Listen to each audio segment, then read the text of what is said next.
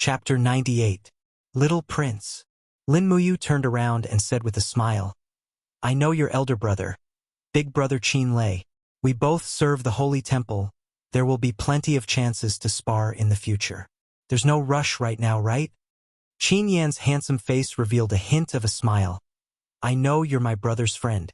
Don't worry, I won't harm you in the slightest. I just want to verify just whose defense is the strongest in this holy temple. Strongest defense? Yes. Qin Yan's appearance was not the same as Qin Lei's. He was a little more handsome, holding the long spear in his hand. With a low roar, a golden dragon-shaped energy enveloped his body, gradually condensing on the holy temple battle robes. He said with a smile, You've also seen it. As a member of the Qin family, although I did not comprehend the god-binding chains of the true dragon bloodline, I have comprehended the dragon scale armor of my mother's family. The dragon scale armor is a third-grade defensive type tool spirit, known as the world's #1 defensive martial spirit. This is also the reason why I'm looking for you to spar. Then how does little prince wish to spar? Lin Muyu asked with a smile. Qin Yan's face was still slightly immature. Scratching his head, he said with a smile, How about this? In the time it takes for an incense stick to burn, we'll mutually attack each other. Whoever can break the other's martial spirit first will be considered the winner. How about it? Lin Muyu thought about it and already had a plan in her heart. All right then. Qin Yan immediately raised his arm and said, Deacon Guoyang, please come over and be a witness for us. And that, Lord Zhang Wei, please come over and be a witness for the victory between me and big brother Lin Ji. Guoyang had a helpless look. Little Prince Qin Yan, this doesn't conform to the Holy Temple's rules. We prohibit private fights. We're only going to determine victory and defeat, not life and death. Deacon Guoyang, don't worry. Zhang Wei cupped his fists and stood at the side, saying with a smile, Lord Lin Ji, you have to fight for the Holy Temple's sparring masters. At this time, quite a number of people came after hearing the news. In the blink of an eye, over 20 people gathered at the side, and Guoyang had already lit an incense stick, saying, Regardless of victory or defeat, the battle must stop after the time it takes for an incense stick to burn. Yes. Lin Muyu and Qin Yan cupped their fists and saluted from a distance. In the next moment, Qin Yan suddenly shook the fire serpent spear in his hand. Immediately, dense flames covered the fire serpent spear. He was Qin Lei's younger brother. With regards to Qin Lei's strength, Lin Muyu was both respectful and fearful. This Qin Yan in front of him was presumably not much weaker than his older brother. Otherwise, he would not have come to challenge her. Clang! Unsheathing the prairie flame sword, Zhang Xian exhaled his dou qi and flames immediately gushed out from the sword. Without holding back, he charged forward and executed the triple slash of the wind-riding sword art. Bang! Bang! Bang! Dragon roars rose in a rhythmic manner. The dragon-scale armor around Qin Yan's body reacted. The prairie flame sword's 3 successive strikes were indeed unable to injure the dragon-scale armor in the slightest. Instead, it shook Lin Muyu's arm to the point of numbness. Furthermore, every strike felt as if it was striking a 10,000-year-old boulder. This dragon-scale armor was known as the world's #1 defensive martial soul. It indeed deserved its reputation. No worries, I can still do it. No need to hold back. Qin Yan laughed loudly. With a shake of the metal spear in his hand, the beast spirit with a fire serpent wrapped around it smashed onto the wall of Lin Muyu's gourd. Instantly, a tiny crack appeared on the outermost layer of the black tortoise armor. However, under the recovery effect, this tiny crack was rapidly repaired. Qin Yan was proficient in defensive combat techniques, and his offensive combat techniques could only be considered average. At the very least, he could not be compared to Zhao Jin's combat technique, which gave up on defense and focused on offense. Good gourd. Interesting. Qin Yan's face flushed red. This brat was indeed a martial fanatic. With a clang, the heavy strike of the fire serpent spear sent Lin Muyu flying backwards. The long sword in her hand also flew out of her hand. Qin Yan quickly grabbed the opportunity, and with a thrust of his spear, he struck the hilt of the prairie flame sword, looking as if he wanted to send the prairie flame sword flying. However, right at this moment, bolts of lightning wreaked havoc in the air, tightly grabbing onto the prairie flame sword like an invisible hand. Furthermore, with a flash of lightning, the prairie flame sword rumbled over with dazzling lightning. Ah! Qin Yan did not know that Lin Muyu had grasped the four-elemental imperial sword. He hurriedly took a step back, his feet piercing into the stone floor like iron pillars. The dragon scale armor shone with a resplendent light, and the two defensive abilities of Rock Wall plus Shield were added onto the dragon scale armor at the same time. With a bang, the prairie flame sword was sent flying, and a tiny crack appeared on the dragon scale armor. Lord Linji, good job! Qin Xiling and the other sparring masters clapped their hands in delight. Qin Yan was also stunned. Then, shame and indignation climbed onto his face.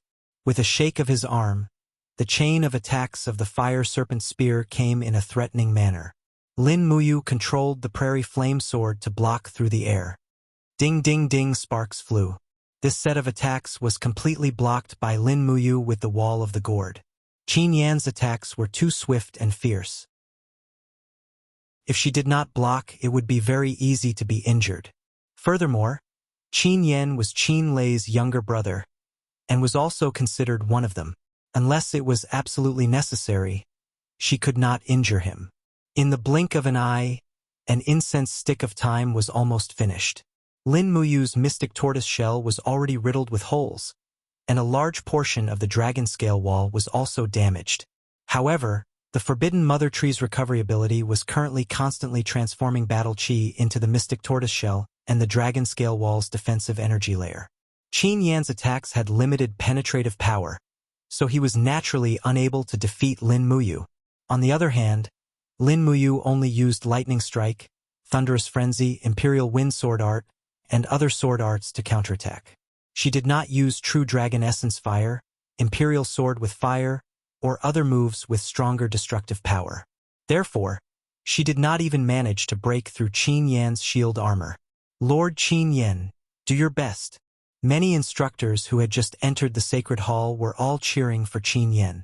They had entered the Sacred Hall with Qin Yan, and had long treated themselves as Prince Jining Palace's people. Therefore, they naturally would not stand on Lin Muyu's side. On the contrary, Guiyang, Zhang Wei, and the others who were familiar with Lin Muyu's moves all had faint smiles on their faces, because they could tell that even though Lin Muyu seemed to be at a disadvantage, he was actually going easy on Qin Yan. Because the strongest killing move he had relied on to defeat Zhao Jin, Imperial Sword with Fire, was not even used.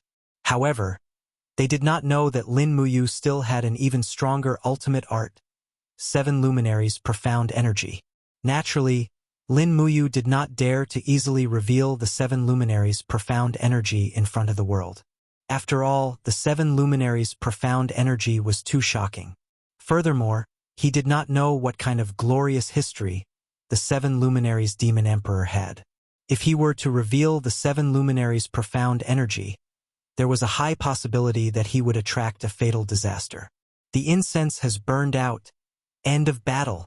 Guiyang used a trembling voice to announce and said, "The degree of damage to Lord Linji's defensive layer has surpassed Lord Qin Yan's. Therefore, in this competition, Lord Qin Yan should have a slight advantage. Overall, it can be considered a draw." Lin Muyu raised his finger, controlling the prairie burning sword through the air to return to its sheath. He cupped his fists and said, "Little Prince, thanks for going easy on me." Qin Yan's face flushed slightly red. Nobody would have thought that he was only an 18-year-old youth, even younger than Qin Yin and Tang Xiaoxi. An 18-year-old youth already had the cultivation of the heaven realm. How terrifying was that? Big brother Lin Ji, actually you won, I know. Qin Yan's personality was very straightforward. He cupped his fists and said, Qin Yan relied on the advantage of his bloodline and used the 3rd grade martial soul, dragon scale armor, to win against your 10th grade green gourd martial soul. This is not something to be proud of at all. In the future, when Qin Yan cultivates in the Holy Temple, I hope that big brother Lin Ji can give me some pointers. Lin Muyu could not help secretly praising him, and said with a smile, "Little Prince is too courteous. You're still young. If you were the same age as me, and cultivate for another 3 to 5 years, I'm afraid I won't be your match at all." Receiving such praise, Qin Yen could not resist smiling joyfully. He scratched his head and said, "Big brother Lin Ji, don't call me little prince anymore. You and my brother are friends, so naturally you're also my Qin Yan's friend. You can just call me Qin Yen. Just call me by my name. The people in the Duke Manor are all like this." "All right then." Lin Muyu was not some inflexible person either. She immediately said, "Then I'll call you Qin Yen in the future. Let's eat. The Holy Temple's mealtime doesn't wait for people. If we go late, there won't be anything to eat." "Okay." Qin Yen quickly caught up to Lin Muyu's pace and said with a smile, "Big brother Lin Ji, your sword arts are so powerful. Who did you learn it from?" Lin Muyu knew what he wanted to do with a single glance at his longing expression. She said, "Do you want to learn the imperial sword arts? That's very difficult. Moreover, you major in defense. Why don't you spend more time researching how to raise the defense of the dragon scale armor?" "No, I want to learn." Qin Yen clenched his fists and said, "The 6 arts of martial ancestor, sword, riding, spear, saber, axe, shooting. Among them, the sword is the most important. I've always wanted to learn a unique sword art, but the teachers my royal father invited for me are mostly people who deceive the world. Their imperial sword arts are weak and weak.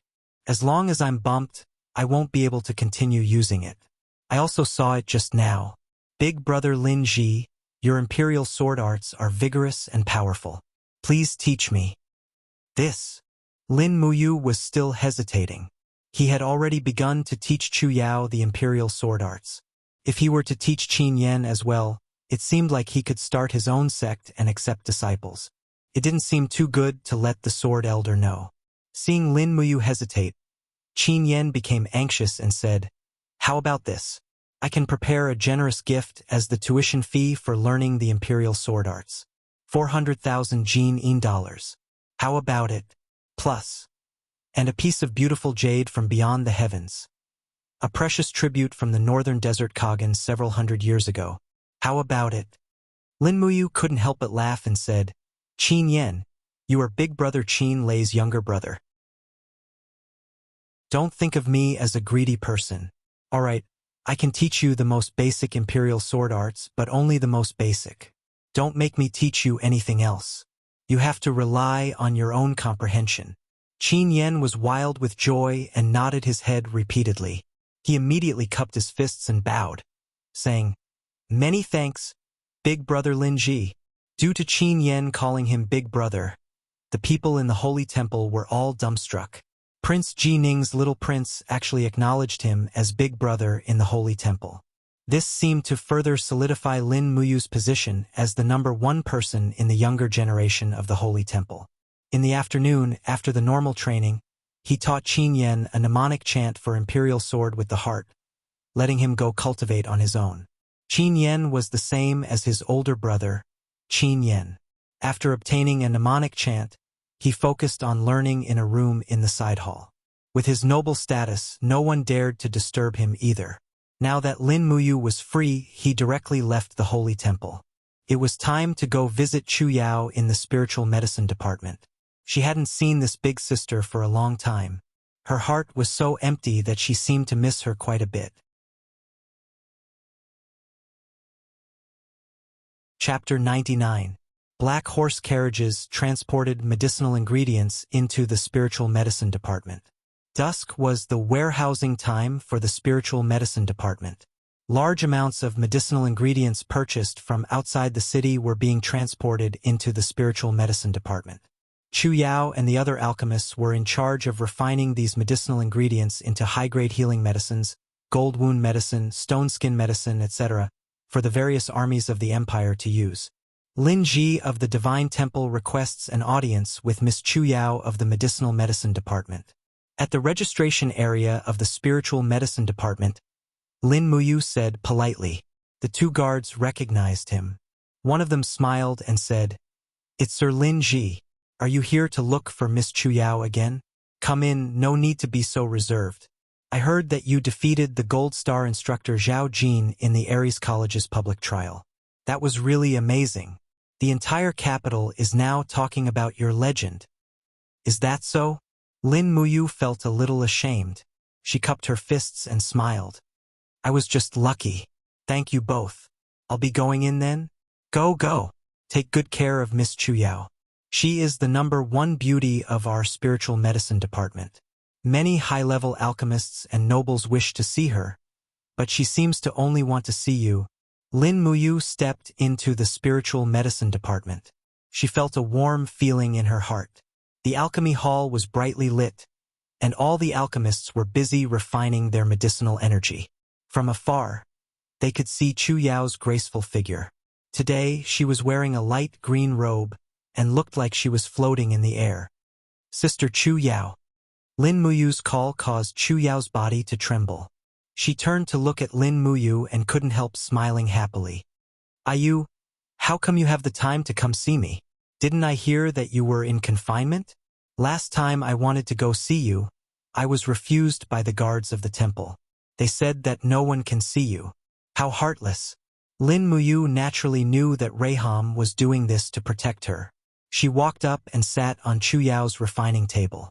She crossed her legs and said with a smile, How's your alchemy going recently? At the side, an old alchemist around 60 years old smiled and said, Miss Chu Yao is the youngest saint alchemist here. Ah, alchemist saint? Lin Muyu couldn't help but smile. Sister Chu Yao, you can refine level 7 medicine? Chu Yao smiled shyly and nodded. Yes, that's great. Lin Muyu was excited. She jumped off the refining table and hugged Chu Yao. Chu Yao's beautiful face instantly flushed red. She whispered, there are so many alchemists watching. Oh, I'm sorry. I was too excited. Lin Muyu hurriedly put her down and apologized. It's nothing. Chu Yao's voice was a little soft. Her beautiful eyes didn't dare to look at Lin Muyu. She whispered, I thought you had already forgotten me after meeting Princess Shi and Her Highness Yin. How could that be? Even if Lin Muyu was a blockhead, he knew that Chu Yao was jealous. Although his heart was in a mess and he didn't know how to put these beauties in their positions, he still tried his best to appease each and every one of them. So he said, Big sister Chu Yao will always be my good big sister. No matter what happens in the future, I will never forget you. Alright, how did you advance so fast? Chu Yao nodded and whispered, Yes, it's because of the divine alchemy cannon. I have already repaired some of the damaged parts of the cannon. That's why I was able to become an alchemist saint so quickly.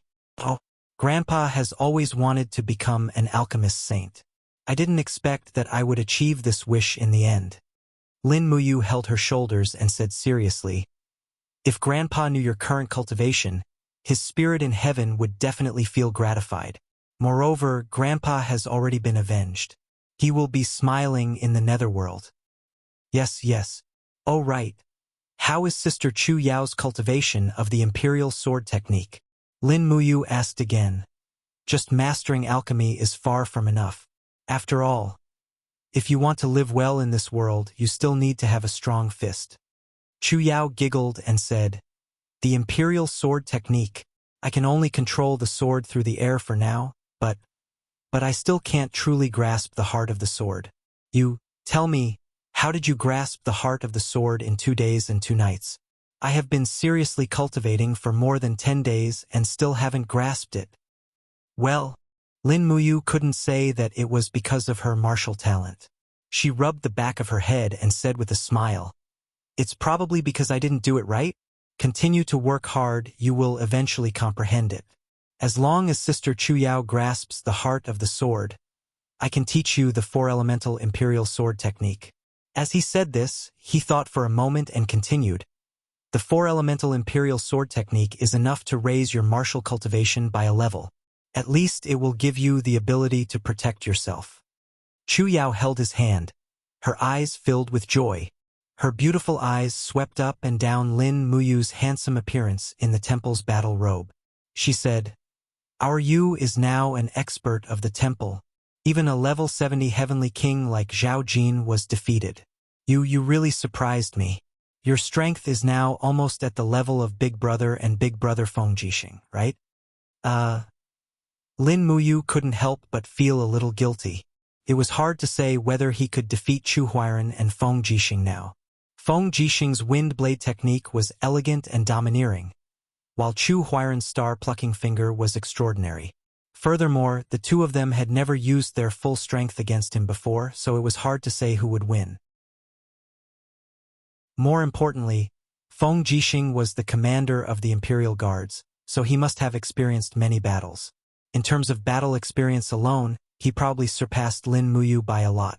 So he smiled and said, I don't know. Feng Jixing is a big brother that I will respect for my whole life. Chu Huiran is Sister Chu Yao's brother, so he is also my big brother. No matter who is stronger, I don't think we will have a chance to fight in this lifetime.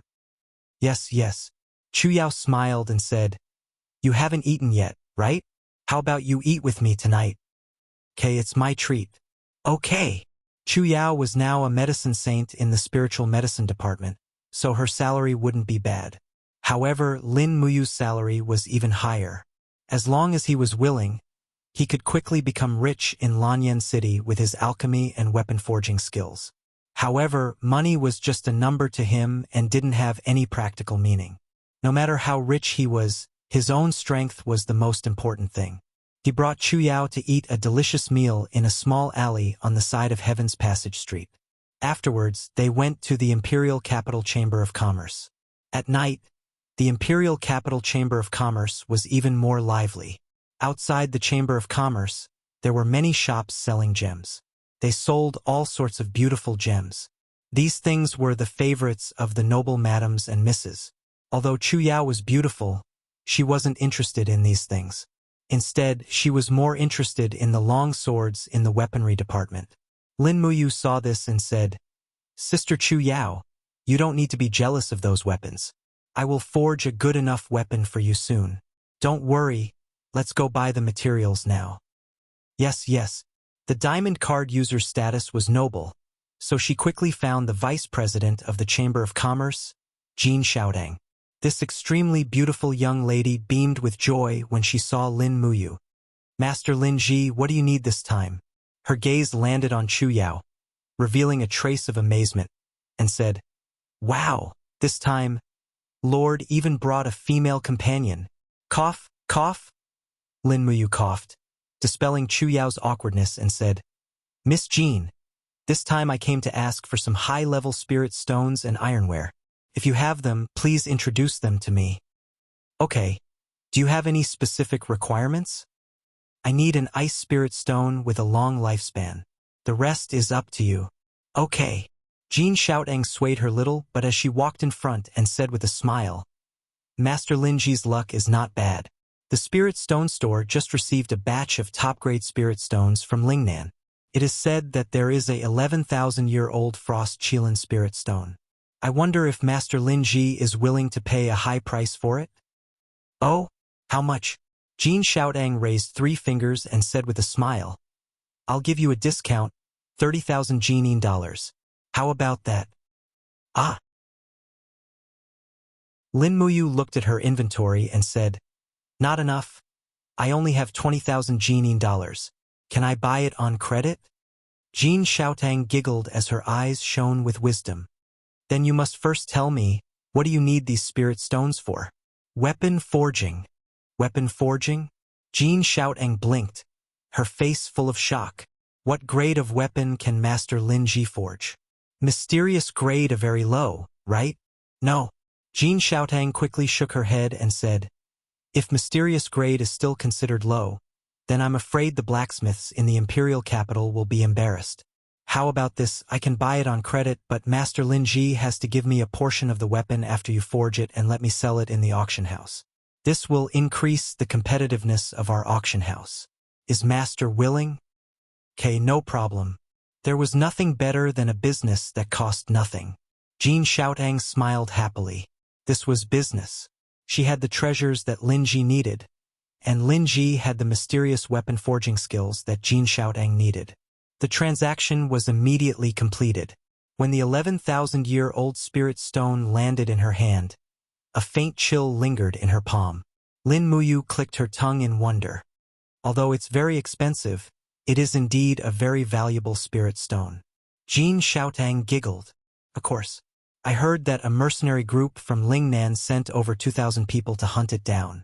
More than 300 people died because of this ice kirin, including a heavenly realm elite.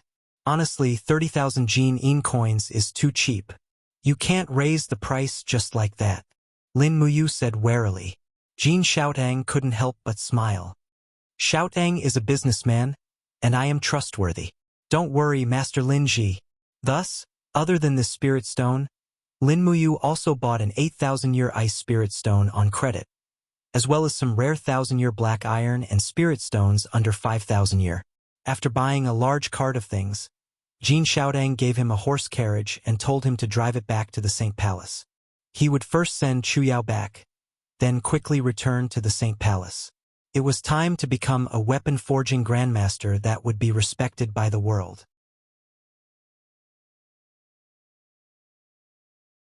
Chapter 100. Deep in the night, the flickering flames in the secret chamber flickered faintly as the energy of the cauldron spread throughout the room. Lin Muyu closed his eyes as the energy of the spirit pulse technique rippled out. He could feel the aura closest to him, but it was not strong. It belonged to an ordinary person, most likely a servant. This time, Lei Hong did not come over to peek at his training. Opening his palm, the pear blossom spear emitted a buzzing sound. This was a unique weapon, and even Lin Muyu could feel the chill from the long hilt. Lulu's body slowly flew out, and she said with a smile, "Wow, it's the 1,000 cold wrought iron?" 1,000 cold wrought iron? Lin Muyu was surprised. Lulu nodded, flapping her transparent wings, and continued. The 1,000 cold wrought iron is a type of iron that has been condensed in a cold pond for thousands of years. It is extremely rare in the world, and it is also one of the few rare metals that contain cold spiritual energy. Big brother, this spear is a treasure. Although the soul refining energy is very weak, the iron within the spear itself is extremely rare. Just as I expected. Lin Muyu was secretly delighted. In Zhao Jin's hands, the pear blossom spear was indeed a deadly weapon. It was just that Zhao Jin did not know the true value of the pear blossom spear. Using a grandmaster's blacksmithing technique and a powerful spirit stone to refine the soul, the grade of the pear blossom spear could be raised to a whole new level. And tonight would be the day of the pear blossom spear's reforging. With a light push of both hands, the pear blossom spear immediately entered the flames of the cauldron. The third layer of flame refining. Earth fire rose up, but it did not seem to be able to heat the spear very quickly. After burning for close to an hour, the pear blossom spear finally turned a fiery red. Lin Muyu did not dare to continue smelting it, or else the cold spiritual energy within the 1,000 cold wrought iron would run out. She hurriedly activated the earth fire and melted the spear. Just as the spear was about to be melted, a flood dragon spirit suddenly pounced on her. Roar! Lin Muyu couldn't help but smile. This was a young water dragon with a lifespan of over 3,000 years. His power was very limited, and it wasn't its match at all. Lin Muyu didn't even need to make a move. She just let out a low roar, and her battle chi surged out. Just by relying on the wind from her battle chi, the pear blossom spear was completely destroyed. At this point, the pear blossom spear had become an iron paste without a beast soul. Hua hua. The fiery red iron paste flowed within the cauldron and was repeatedly refined. Streaks of fiery red starlight flew out, causing the iron quality of the spear to become even more refined. At the same time, Lin Muyu also took out the 11,000-year-old frost Qilin spirit stone and placed it into the cauldron. She began to refine the spirit stone. With the two refining processes carried out at the same time, she was completely able to control it. The process of refining the spirit stone was even longer. After close to 3 hours, the frost Qilin spirit stone finally began to slowly tremble, and the faint roar of a ferocious beast could be heard. Moreover, spiritual energy began to spread out in the surroundings, and a dense cold energy instantly enveloped the entire room. Even the stone bed at the side began to crackle with a layer of frost. The half-empty pot of wine on the table also cracked with a bang. Roar! Beast soul backlash. This was an unusually mighty ice Qilin, and it was an adult spirit beast. Its body was covered in dark blue scales, and its pair of icy blue eyes were emotionless. It opened its mouth wide and charged towards Lin Muyu. Although it was only a beast spirit, the aura of a king that had descended from the heavens was unmistakable at this moment. "I've been waiting for you." Lin Muyu smiled slightly and raised her hand confidently. The burning prairie sword beside her was already prepared. It spun at high speed, and a spiral of true dragon essence fire slammed into the frost Qilin's body before it could get close. The dragon flame spiral break's penetrative power was so strong that even the frost Qilin scales could not defend against it. In an instant, a huge spiritual energy wound was pierced through, but it still continued to roar and rush over. Lin Muyu gritted her teeth. She never thought that the beast soul contained in this 11,000-year-old spirit stone would be so strong. She hurriedly took a step back, and with her left fist, the 7 luminaries' Xian energy danced as she shouted, "Chaos of the common people!" Pong! The frost Qilin's spiritual energy was shattered, but it could not stop its momentum. It raised its sharp claws and landed on Lin Muyu's left arm, leaving a terrible scratch on it. Frost quickly condensed on it. Lin Muyu frowned. Damn, an 11,000-year-old spirit beast is really abnormal, like a monster. Her right fist trembled slightly, and a blood-red demonic energy surrounded it. Before the frost Qilin could launch a second attack, she punched towards its chest. 2 luminaries' demonic dance. Boom! An extremely strong impact rippled out from her fist and directly blasted a big hole in the frost Qilin's chest. The aftermath of the impact hit the inner wall of the treasure refining cauldron. Fortunately, they had the protection of the treasure refining cauldron. Otherwise, this attack from Lin Muyu would have turned the secret room into a pile of ruins. Roar, roar. The frost Qilin roared angrily, but it no longer had any strength to resist. The fire was like a giant dragon that wrapped around it, refining it inch by inch into spiritual energy. Drop by drop, it fell into the molten iron formed by the pear blossom spear. In an instant, the scorching hot molten iron seemed to have cooled down a lot. The frost Qilin's pure power of ice was not fake. A numb feeling came from her left arm, and Lin Muyu frowned. The frost Qilin's attack was a bit ruthless, and the chill had already entered her body. She hurriedly circulated her combat chi to force the chill out. Fortunately, the heat in the treasure refining cauldron was very strong, or else she would have lost all feeling in this half of her body. As she healed herself, she reforged the pear blossom spear. Lulu redesigned the appearance of the pear blossom spear. The head of the spear was designed with a sharp triangular shape, giving it a murderous look. Lin Muyu, on the other hand, very meticulously sent her spiritual sense into the treasure refining cauldron to refine the spearhead repeatedly, turning the design of the spearhead into layers of blades. Although it did not look any different at first glance, in fact, there were at least 100 layers of blades. Each layer of blades supported each other, greatly reducing the force of impact, greatly reducing the wear and tear on the spearhead, and also making the spearhead tougher and sharper. After almost half an hour of reforging, the pear blossom spear was reforged. It was even sharper than before, and contained an endless chill. When the light from the treasure refining cauldron disappeared, the fiery red pear blossom spear actually cooled down by itself. The frost Qilin beast soul appeared on the spearhead, and with a roar, its spirit chi turned into snowflakes that floated down. With a pop, the heavy pear blossom spear fell into Lin Muyu's hand. Waves of chill seeped into her palm, and Lin Muyu could feel the frost Qilin beast soul responding to his feelings. Because this spear was personally reforged by him, he could use the pear blossom spear more smoothly than anyone else. The frost Qilin's power would be restrained and released according to his strength, which was very magical. Wiping away the sweat on his forehead, Lin Muyu said with a smile, "It's finally done. Lulu, what rank is this pear blossom spear now?" Lulu flapped her wings and flew slowly around his shoulder. She said with a smile, according to the ranking of the Empire's armory, this Pear Blossom Spear's spirit refining effect, frost iron purity, overall toughness and sharpness should all belong to the 6th level Saint rank. 6th level Saint rank? Lin Muyu asked with a smile.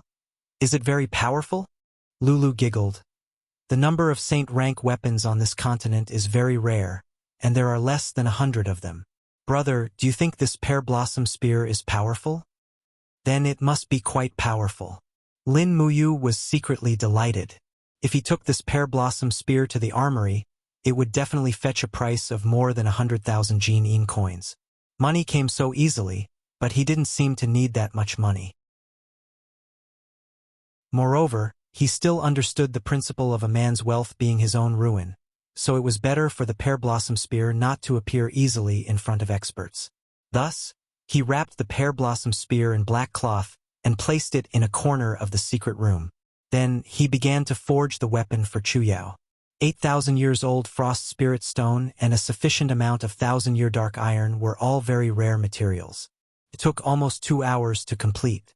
Its shape and design were somewhat similar to the Pear Blossom Spear. The design of the sword hilt was like a budding pear blossom. The blade was like blood and had 3 blood grooves. With a light flick, it would let out a melodious sword cry.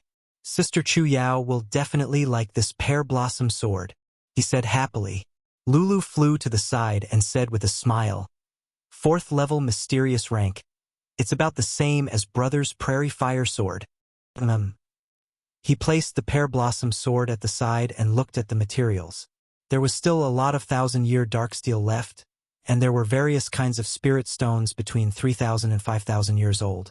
He began to forge them one by one. Because swords were more economical in materials, he used all of them to forge swords. Moreover, swords were the most popular weapons in the Empire, and they were worth a lot when sold. It would be a waste if they were used to forge battle axes, long knives, and other long-handled weapons. All the work was only completed when the sun rose. A total of 5 swords were forged, and they were named according to their appearance and spirit stone's attributes. Alcade, 1st level spirit grade, light attribute frost goose, 2nd level spirit grade, ice attribute heavenly sound, 2nd level spirit grade, ice attribute thunder slash, 2nd level spirit grade, lightning attribute swift wind, 3rd level spirit grade, wind attribute. He wrapped all the swords in black cloth without even preparing a scabbard. Lin Muyu had already made up his mind. According to the agreement, he would sell these swords to Jin Xiaotong's auction house, and he really needed money now. If he sold these swords at a low price to the Divine Sanctum, he might not even have the money to exchange for the 30,000 Jin coins he owed Jin Xiaotong. He hurriedly ate his breakfast and packed the 5 swords into the backpack on the warhorses, but then, he turned around and used the white cloak of the Divine Sanctum's battle robe to cover the swords. Just like that, he went to the trading house in the capital with hope. Although these 5 swords were not rare, they were definitely not the inferior weapons circulating in the market. They could definitely be sold for a good price.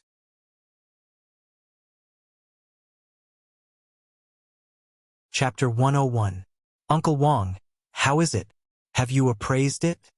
Jin Xiaotong, who was dressed in a long white dress, urged the appraiser beside her with a smile. Wang Jinyan, the #1 weapon appraiser of the Imperial Chamber of Commerce, was a middle-aged man in his 50s. He pressed his hand on the thunder slash and poured his true qi into the blade. Immediately, there was a strong reaction. Streaks of lightning appeared on the blade. After feeling it for nearly 10 seconds, he opened his eyes and said, "Miss, this thunder slash is a 2nd stage spirit grade." Jin Xiaotong couldn't help but clap her hands and chuckle. Wow! A high-grade spirit grade sword. That's great. She looked at Lin Muyu excitedly and asked, Master Lin Ji, how did you do it? There are many blacksmiths in the Imperial Chamber of Commerce, but they can only forge 7th stage spirit grade weapons with 4,000 years old spirit stones and 1,000 years old dark steel. How did you forge a 2nd stage spirit grade weapon? I can't reveal it. Lin Muyu smiled slightly. He didn't want to talk about it, and Jin Xiaotong didn't ask. This deputy chief of the Capital Chamber of Commerce was shrewd beyond his age. He knew how to read people's expressions and weigh the pros and cons. To the Capital Chamber of Commerce, Lin Muyu was a cash cow. Moreover, he was a mysterious expert. This kind of person was priceless and couldn't be offended easily. At this time, Wang Jinyan moved his hand away from the alcade and said with a shocked expression, "Young mistress, this alcade is a first-stage spirit grade."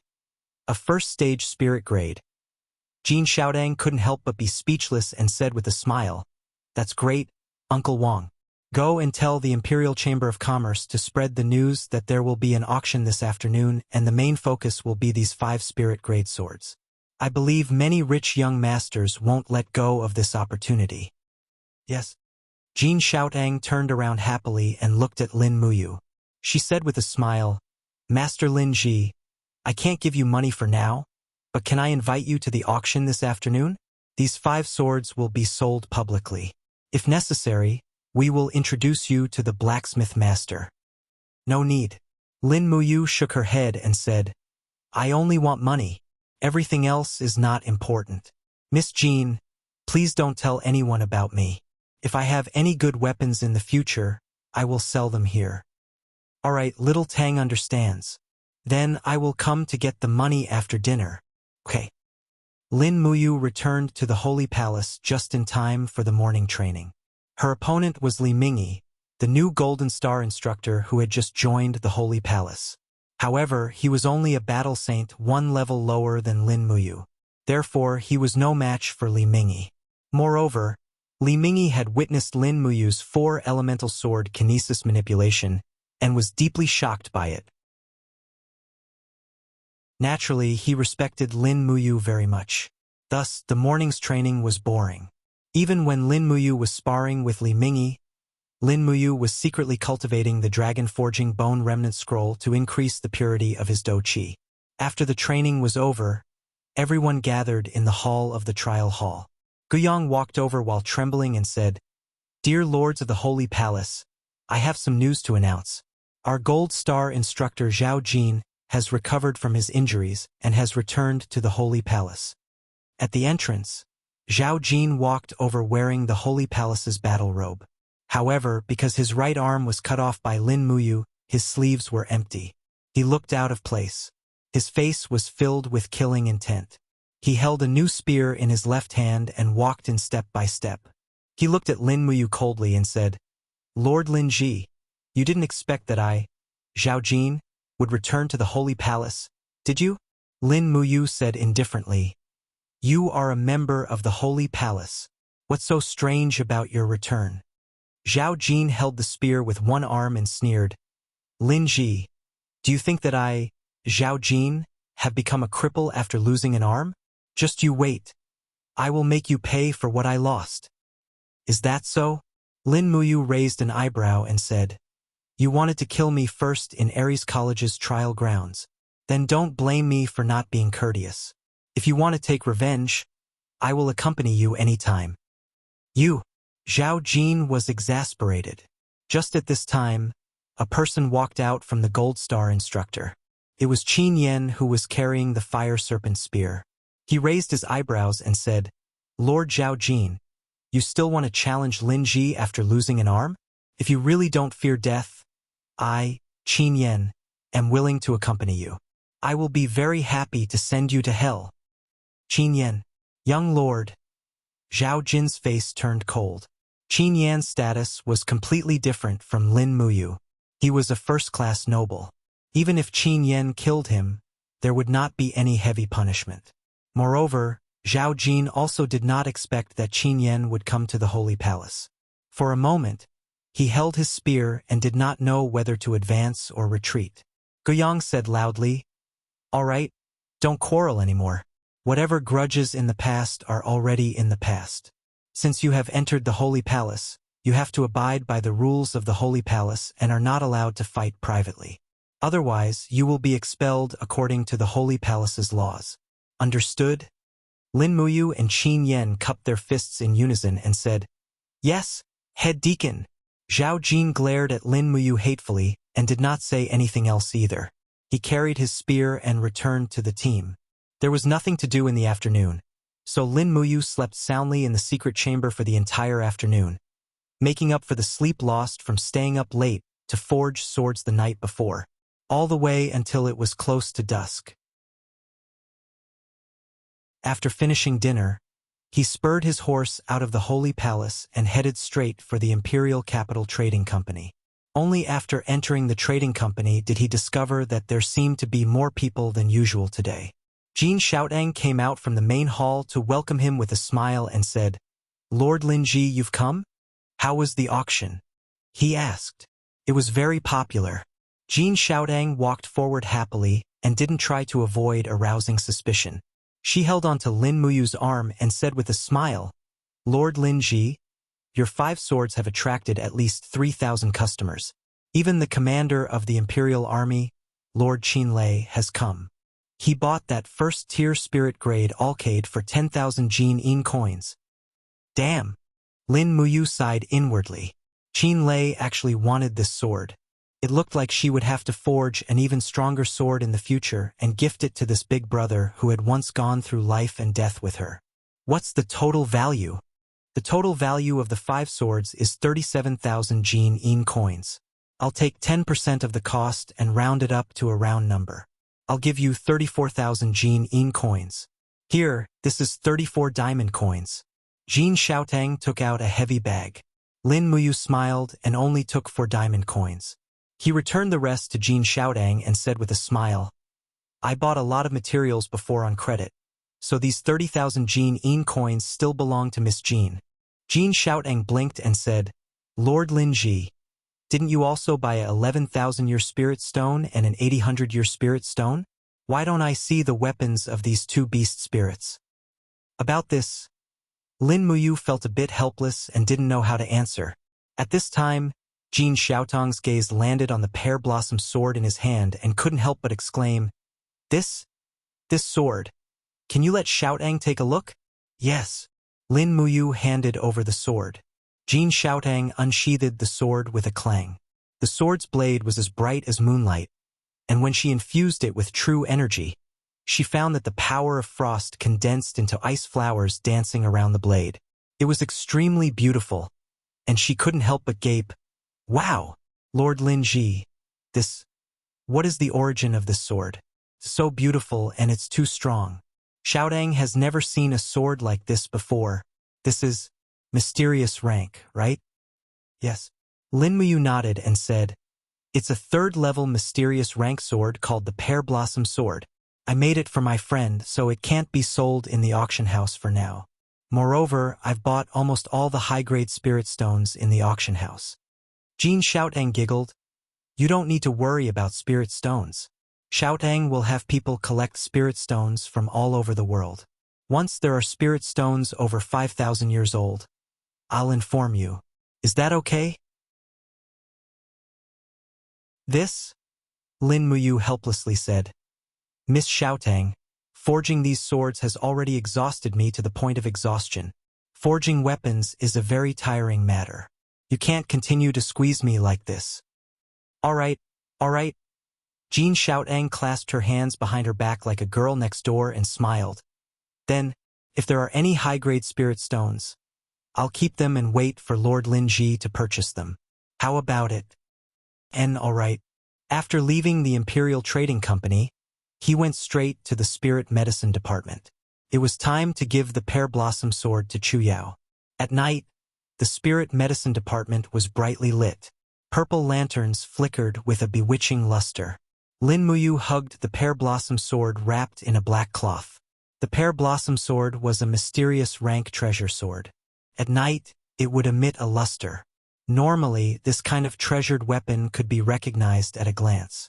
Therefore, it was wrapped in a white cloth. The alchemists had finished their tasks for the day and were already resting. Chu Yao's room was in the southern courtyard of the medicine refining hall.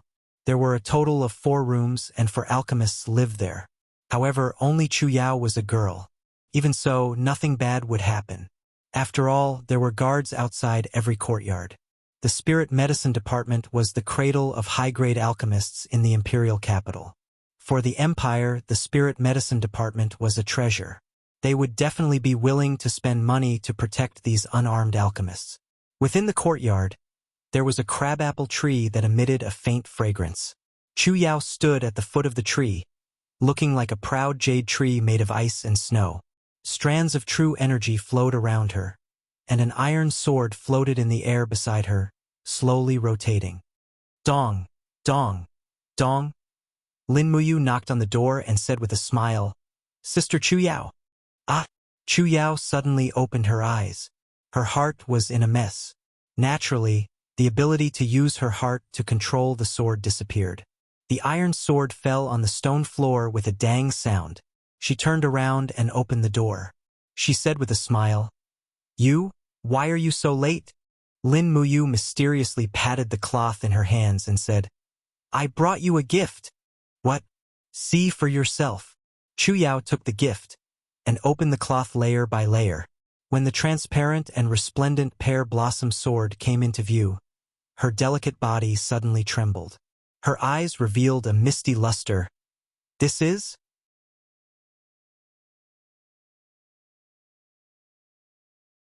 Chapter 102. This sword was forged from 1,000-year iron and 8,000-year spirit stones. Because it is of the ice attribute and has a unique design, I named it Pear Blossom Sword. Lin Muyu said with a smile. I even reforged Zhao Jin's Pear Blossom Spear. Its design is very similar to this sword, so the sword and the spear should be a set. Chu Yao blushed and said happily, This Pear Blossom Sword is really a set with the Pear Blossom Spear? Of course, what do you think? If I didn't have the Prairie Fire Sword, I really wouldn't bear to give this Pear Blossom Sword to you, he said half-jokingly. Chu Yao caressed the sword lovingly and said, What grade is this Pear Blossom Sword? 4th level Mystic Grade. Ah! Chu Yao was shocked. 4th level Mystic Grade? I heard that Mystic Grade weapons are very expensive, at least 10,000 Jin coins. As she said this, she handed the Pear Blossom Sword back and said, Such a precious sword.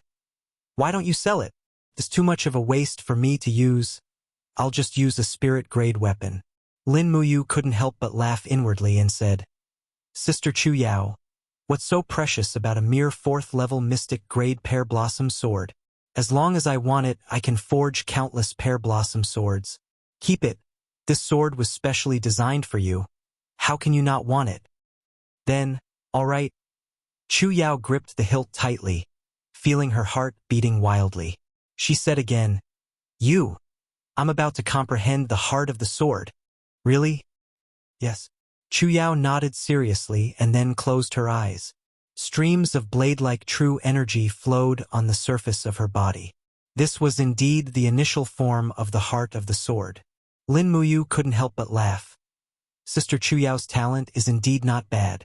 When you truly comprehend the heart of the sword, you can go and fuse with the beast's soul inside the Pear Blossom Sword. When you complete this step, I'll teach you the 4-elemental sword kinesis. Yes, all right. Without staying for too long, Lin Muyu left the spirit medicine division.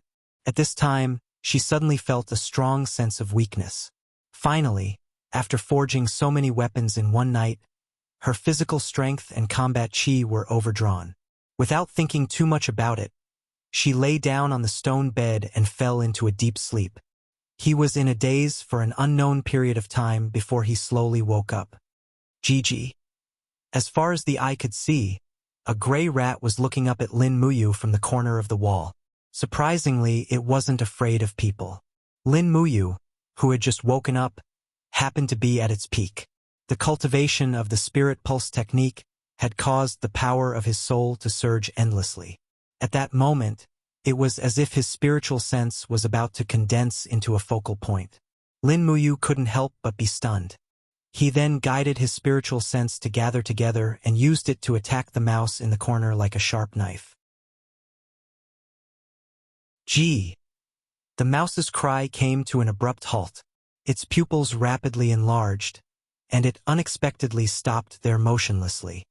Lin Muyu was a little surprised. He turned over and got off the bed. He walked in front of the mouse and lowered his head to look at it. He found that the mouse seemed to be in a daze. It actually didn't move at all. After a full 10 seconds, it finally made a GG sound again. Then, it turned around and went back into the mouse hole behind it. What's going on? Lin Muyu muttered to himself. His mind recalled everything that had just happened. The spirit pulse technique actually gathered his spiritual sense to attack others. Could it be that this was the method of using mental strength to attack? Thinking of this, he couldn't help but become excited. He hurriedly washed up and went to the holy temple. He had to find someone to practice it on. Lord Linji. Zhang Wei walked over with a saber in his hand. He said with a smile, "You woke up so early." "Yes, Lord Zhang Wei." Lin Muyu's heart moved. He smiled and said, "Lord Zhang Wei, I want to ask you for a favor." Stand here and don't move." "Okay." Zhang Wei stood in front of him and said with a smile, "I don't know what you want to do." Lin Muyu did not say anything. Her expression was extremely solemn. Suddenly, she activated the spirit pulse technique and focused her spiritual perception on one point, attacking Zhang Wei's brain. It was also at this moment that Zhang Wei's entire body seemed to have been petrified. However, this process was extremely short, not even half a second. He was stunned for a moment and asked, "What happened?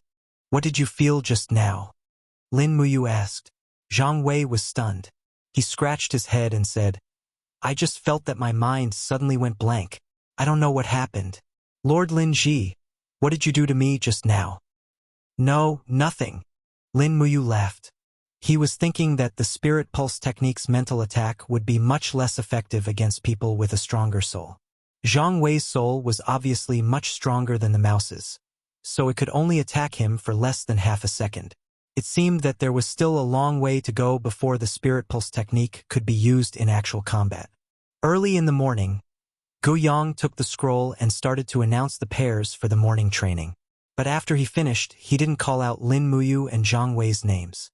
Zhang Wei couldn't help but ask, "Deacon Gu Yang, did you forget about me and Lord Linji?" Gu Yang laughed.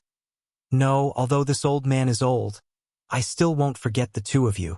Linji, Zhang Wei, the two of you will go out for a mission this morning." "Oh?" Lin Muyu was stunned. After entering the temple, other than the daily training, there weren't many missions. This was the first time. So she asked, "What mission, Grandpa Gu Yang?" Gu Yang stroked his beard and laughed. "Simple. The two of you will bring 50 temple guards to the Ministry of War's military warehouse to collect the weapons, rations and salaries for the next 3 months."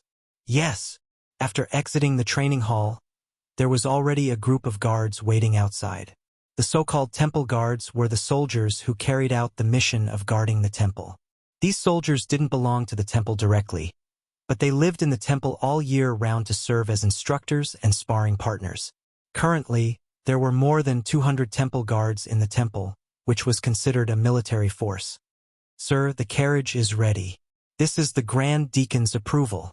A guard walked up and handed Lei Hong's approval to Lin Muyu. It was as if he had tacitly agreed that Lin Muyu was the leader of the group, and not Zhang Wei. However, Zhang Wei wasn't angry. He knew that he had acted rashly, and Lin Muyu was more suitable to carry out this mission. "Let's go, lead the way." "Yes." Leaping onto the horse, the group left the temple in a grandiose manner. Lin Muyu and Zhang Wei were both wearing the temple's battle robes, giving off a heroic aura. As the group walked along Tongtian Street, they attracted a lot of attention. The military warehouse was to the north of the imperial city. When the group from temple arrived, they discovered that it was filled with people. Other than the temple, there were also many soldiers waiting to distribute the rations. Outside of the military warehouse, there were people shouting and horses neighing. Rows of heavy cavalry galloped past, creating a chaotic scene. Lin Muyu frowned and said, "What do we do now?" "This subordinate will go and hand in the document," the temple guard said. "Good." Outside the military warehouse was a temporary camp. The temple guard rode his horse away, and not long after he entered the camp, he returned with a face full of anger and shame, and the document in his hand was still tightly gripped. "What's wrong?" Lin Muyu asked. The temple guard said angrily, "That bastard military officer is purposely making things difficult for us. He wants us to queue up a little longer, and the temple's army needs to wait for the God Might Battalion to finish distributing the rations. On what basis? Zhang Wei's temper flared up and he said angrily, "The God Might Battalion is the private army of the Divine Marquis residents. They should not be receiving rations from the imperial capital, and they actually arranged for them to be in front of the temple. Don't the Ministry of War know that there are no restrictions on the temple's rations?" The guard said in a low voice, "Master Zhang Wei, it must be because the temple did not give them any benefits. That's why they are purposely making things difficult for us." Preposterous. Zhang Wei raised his blade and charged into the military warehouse. Lin Muyu did not even have time to stop him, and hurriedly said, "Men, follow me." Yes. He hurriedly led dozens of temple guards and chased after Zhang Wei, but when Lin Muyu arrived at the front of the tent, he heard a bang, and immediately saw a person flying out from the tent, spitting out blood, and his chest was covered in flames.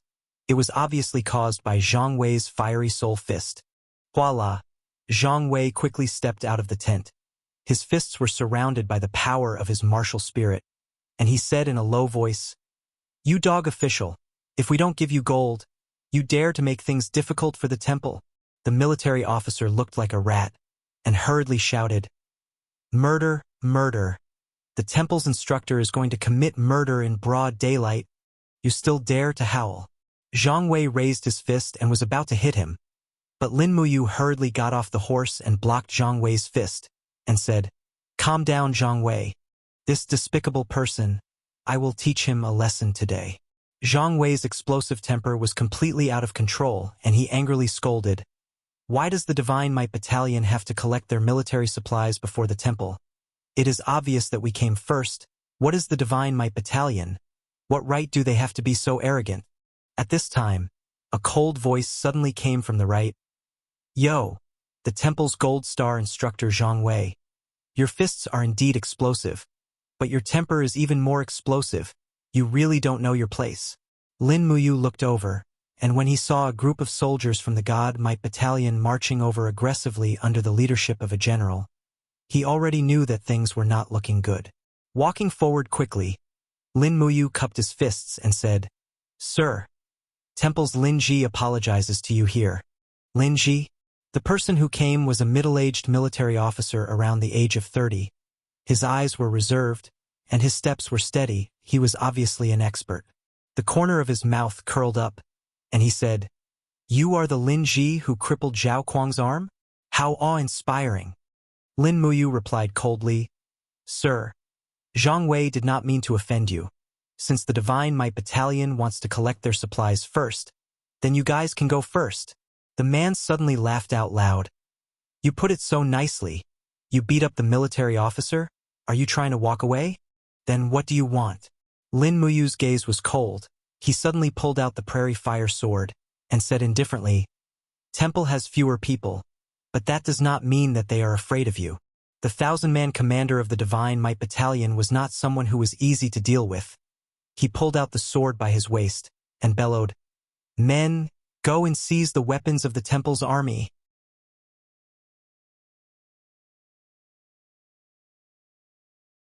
Chapter 103. Dang, dang, dang.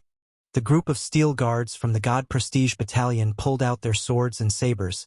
Each of them had a fierce look on their faces. Many of them had already released their martial spirits. The glow of their beast martial spirits and tool martial spirits merged together, as their Jinqi penetrated through their swords, revealing their sharpness. Zhang Wei unsheathed the sword on his waist, and his fire-bear martial spirit roared, causing his cloak to flutter. Waves of wind swept out in all directions. This Gold Star instructor from the temple had an arrogant look on his face, and he growled at the 1,000-man commander of the God Might Battalion. "Sikong Nan, don't think that you can do whatever you want just because the Divine Marquis thinks highly of you. Don't forget, the temple has special permission from His Majesty to have priority in obtaining military equipment." Sikong Nan laughed out loud. The shadow of a purple longsword appeared on the blade of his sword. It was his martial soul. It was surging with power, and the blade was surrounded by a thick layer of battle energy. Lin Muyu remained silent. She looked at Sikong Nan and the increasing number of soldiers from the Divine Might Battalion. Sikong Nan was the strongest in this group. He was at the first sky of the Heaven Realm. The rest were two-thirds sky of the Earth Realm Battle Saints. Behind them were dozens of second sky of the Earth Realm Battle Venerables. Although this was only the tip of the iceberg of the Divine Marquis Zhang Yifun's strength, it was still enough to make people speechless. More than half of the soldiers had martial souls, and dozens of them had reached the Earth Realm. It was no wonder that the 5,000 soldiers from the Divine Might Battalion could withstand the 30,000 soldiers of the Imperial Army. "Seize their weapons for me." Sikong Nan let out a fierce roar, and the douqi on his blade became more and more intense. Dang! At the moment when the swords were drawn, Lin Muyu suddenly pulled out the burning prairie sword. Infusing her battle energy, the fire dragon's sword spirit let out a low roar. The flames turned into a wave of heat that blew out in all directions. In an instant, the Divine Might Battalion soldiers at the front were forced to take a few steps back. They couldn't even withstand the impact of Lin Muyu's aura.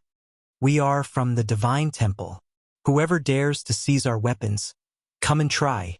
If you want to seize the weapons of the Divine Temple, you will have to step over my dead body first." Lin Muyu's gaze was cold. The indigo martial spirit gourd emerged from her body and formed a protective barrier around the sacred hall battle robe. Sikong Nan sneered, "Lin Ji, you still dare to show your measly 10th grade martial spirit? Aren't you afraid that others will laugh their heads off? Men, disarm them by force."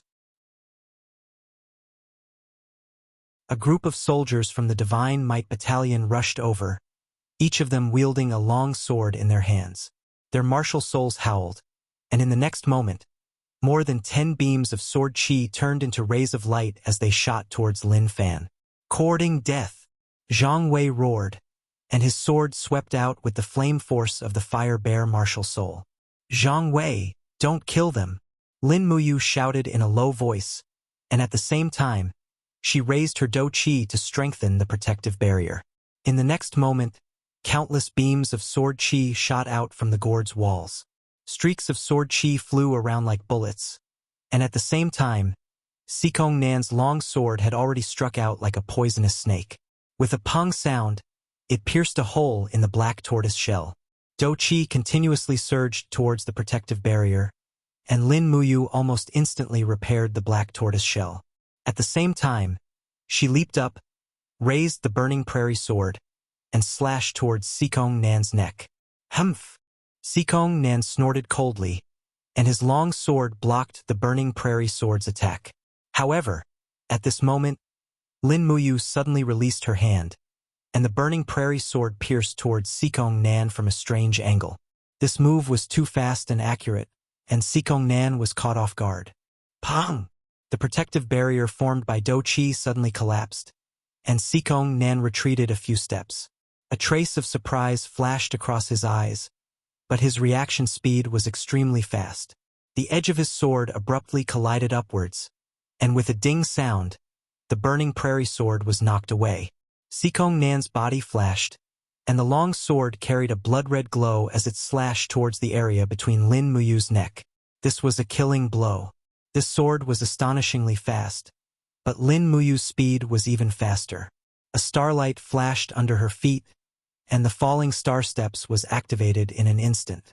At the same time that Sikong Nan's sword missed, he saw Lin Muyu raise her arm and punch into the distance. Pang!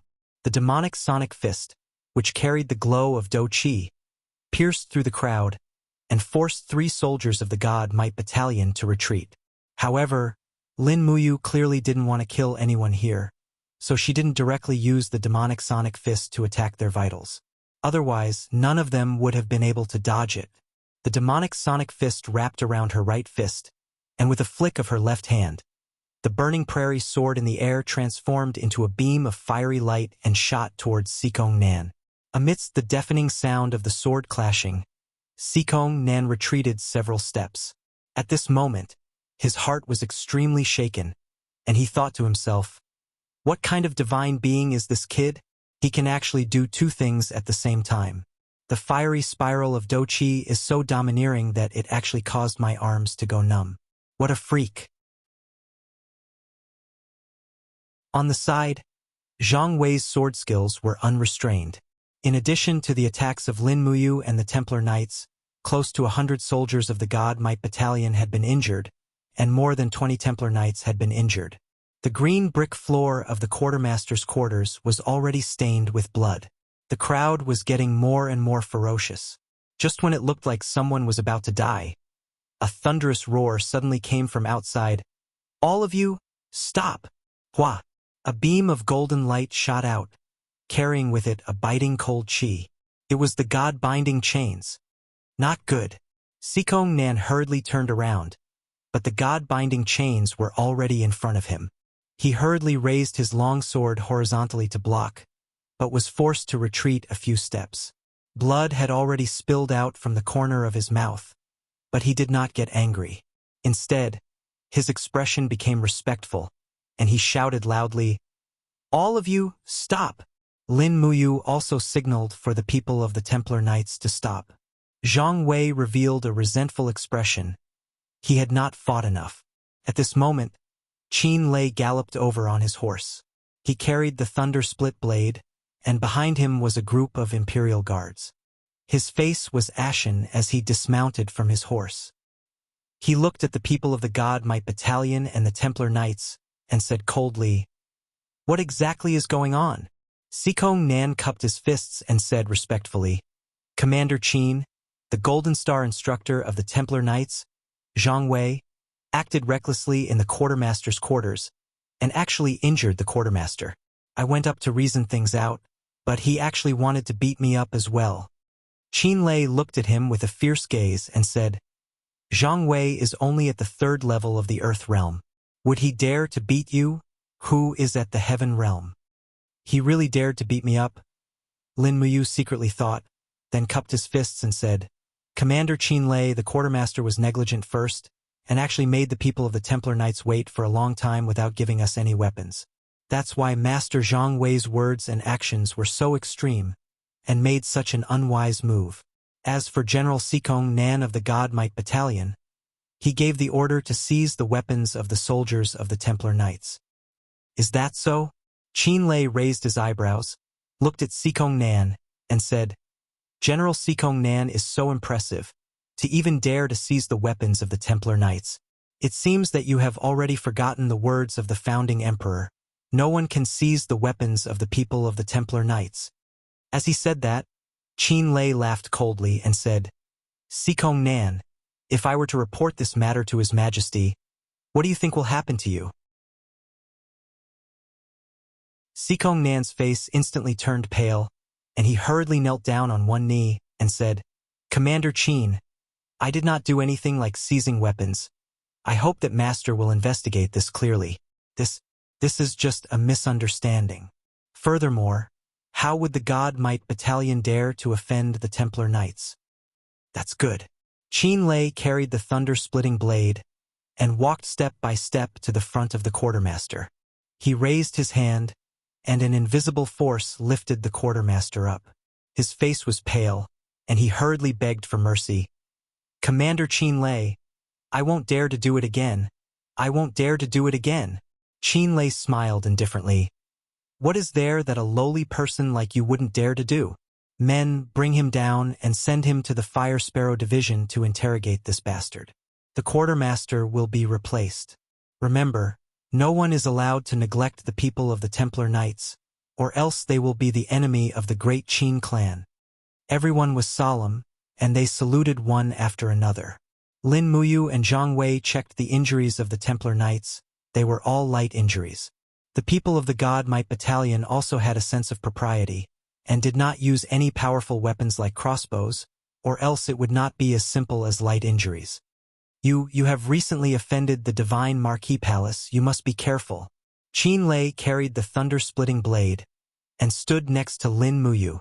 "And thank you, big brother Qin Lei this time."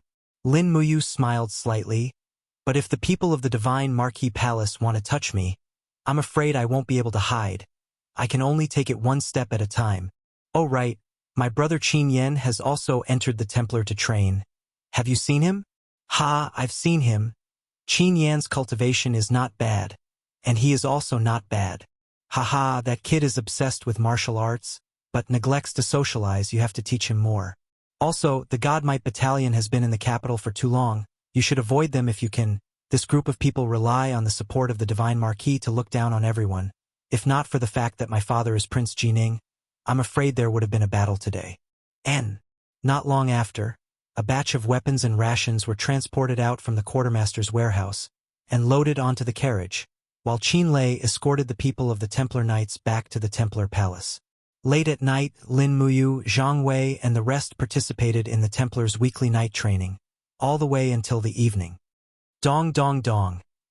Intense knocking sounds came from outside, as if very anxious. Who is it? A Templar guard walked forward, and when he opened the door, he saw a cluster of torches and the intense sound of horse hooves. Under the light of the torches, a 1,000-man commander rushed in with a long sword in hand, opened his palm, and turned his fighting aura into a vast palm energy, directly knocking the Templar guard unconscious. He raised a scroll in his hand and shouted, Sikong Nan is under orders to capture the Imperial Court's serious criminal Lin Muyu. Who is it? Zhang Wei walked out of the inner hall with a long sword in hand, followed by a few instructors and a group of Templar guards. Sikong Nan, what are you doing? When he saw Sikong Nan's face under the torches, Zhang Wei could not restrain his anger.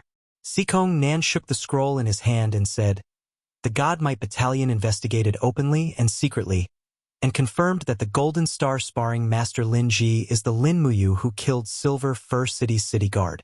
The evidence is irrefutable, and we are here to arrest him. You dare?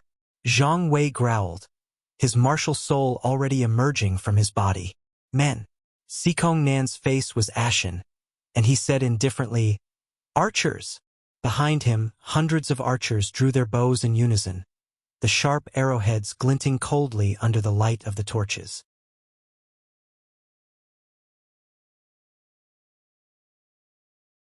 Chapter 104. Heavy Shields. Zhang Wei bellowed. Immediately, dozens of temple guards raised their heavy shields in front of them. Sikong Nan laughed coldly. Fire! Xiu xiu xiu. Rays of cold light flew in the hall and landed on the shields. At the same time, a few temple guards were hit by the arrows and fell to the ground. Fresh blood instantly flowed on the stone floor. Zhang Wei flew to the front of the shield formation and with a shout, he threw his long blade. Pooh! 2 archers were instantly pierced through and nailed to the door of the temple guards. Zhang Wei! Sikong Nan bellowed and flew over with his sword. Battle chi shone on his armor. With a slight twist of his arm, he slashed out several times. Zhang Wei, on the other hand, was almost empty-handed. He could only use the fiery soul fist to block the blade.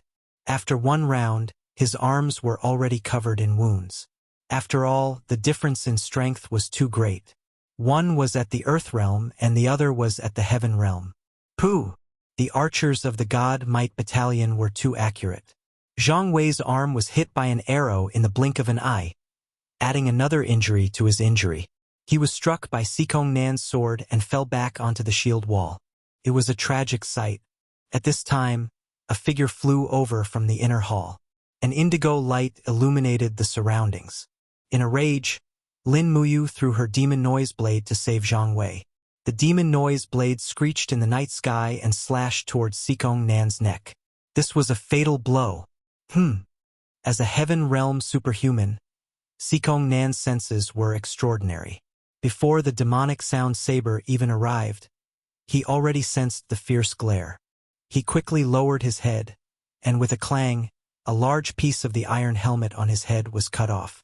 Lin Muyu sprinted over, using falling star steps to stand in front of the temple guards. She opened her palm and condensed the walls of a gourd, deflecting the incoming arrows with a dang dang dang sound.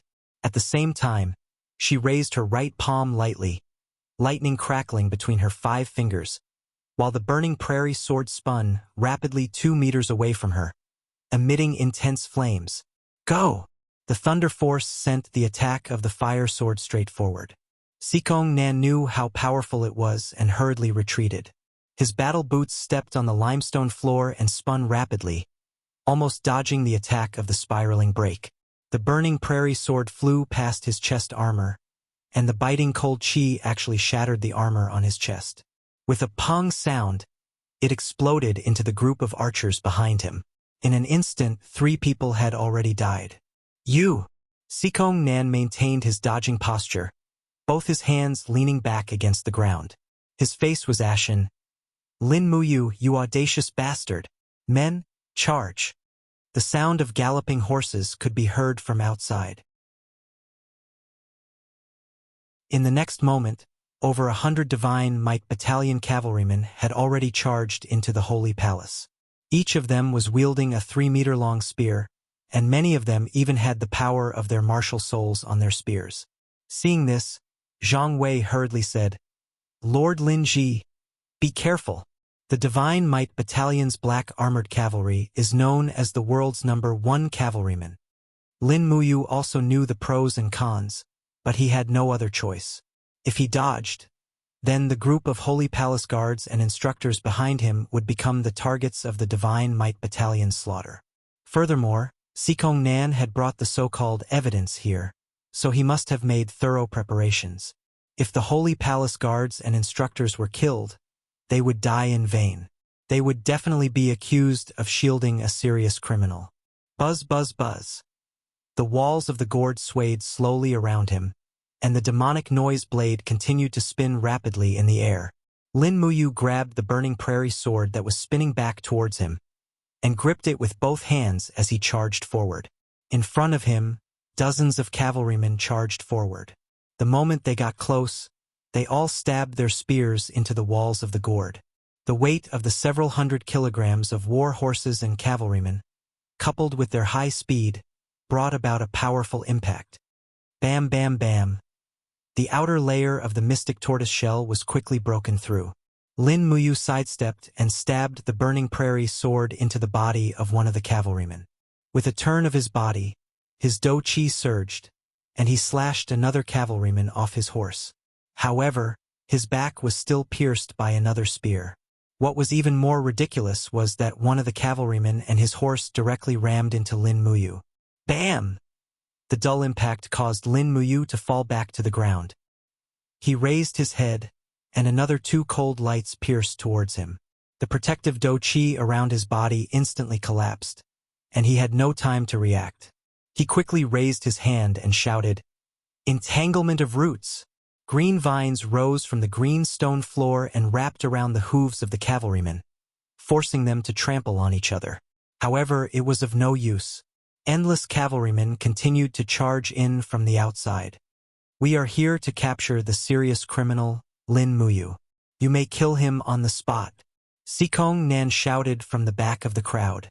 It seemed like he also knew that it was almost impossible to capture Lin Muyu alive.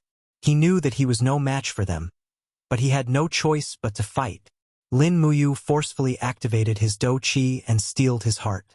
Suddenly, he bent his body slightly, and a blood-red energy surged around his right fist. Right at the moment the dozen cavalrymen of the God Might Battalion charged towards him, he suddenly punched out. Chaos of all lives. Pong. The sounds of explosions did not stop.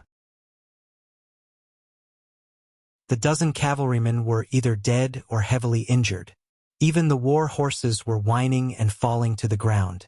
No, can't be. Zhang Wei and the group of instructors watched with their mouths agape. They all knew how strong the God Might Battalion's cavalrymen were. To think that Lin Muyu was able to kill so many cavalrymen with a single strike. This was a realm that only a Saint Realm cultivator could reach.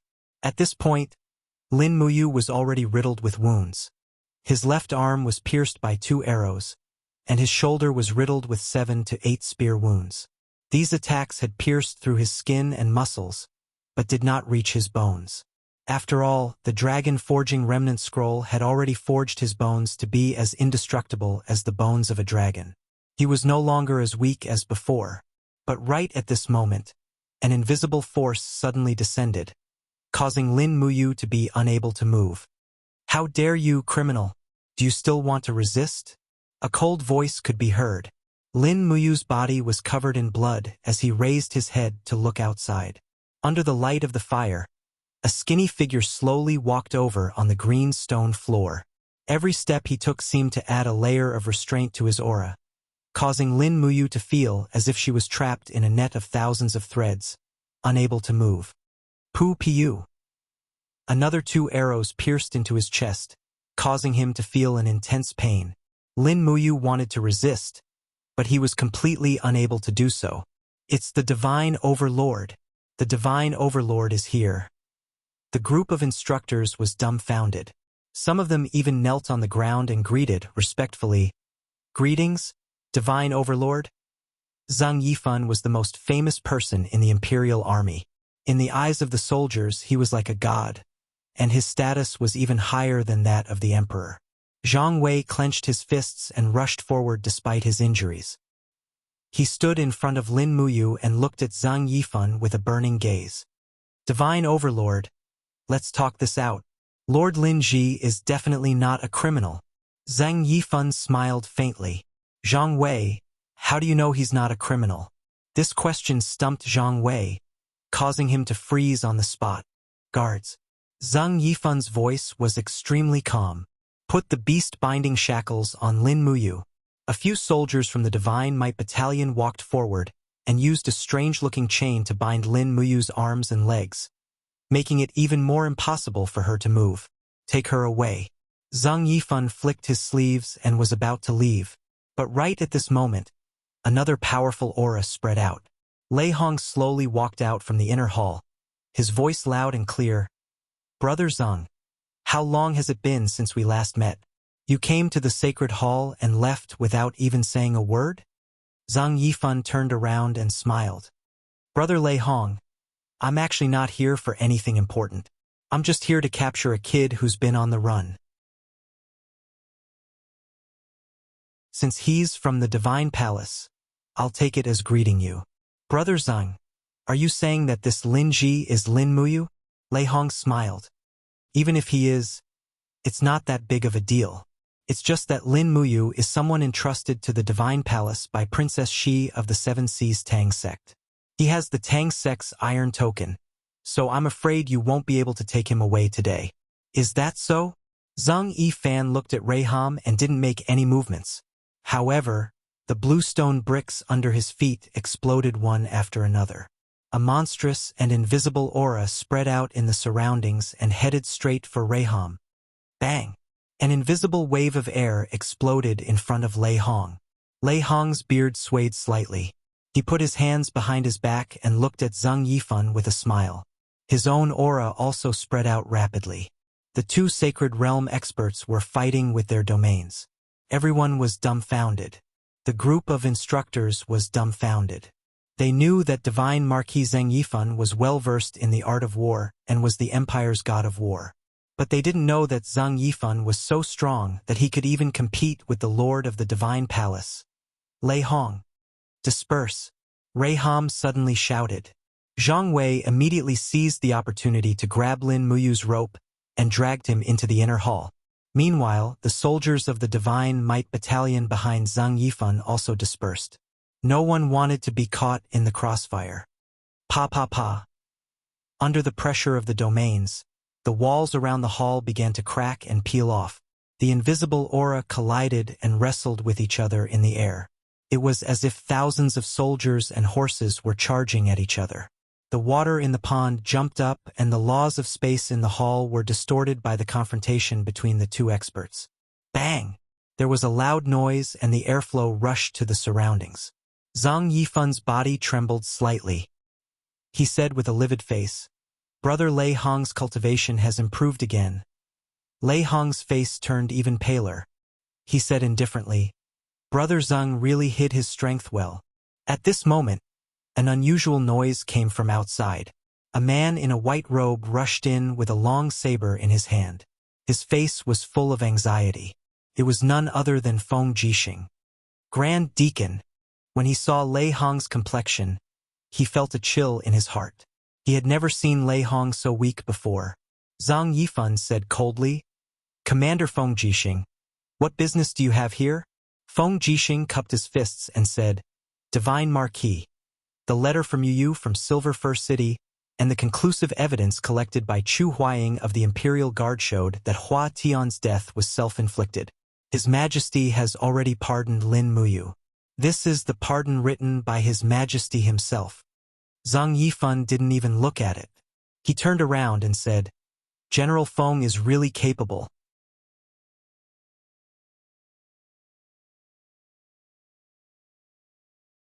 Chapter 105. Watching as Zhang Yifan led the God Might battalion soldiers away, Feng Jixing heaved a sigh of relief and turned to ask, "Grand Deacon, are you all right?" Lei Hong's complexion was extremely pale. He suddenly spat out a mouthful of blood, and the gray hair on his head instantly turned even whiter. "Grand Deacon!"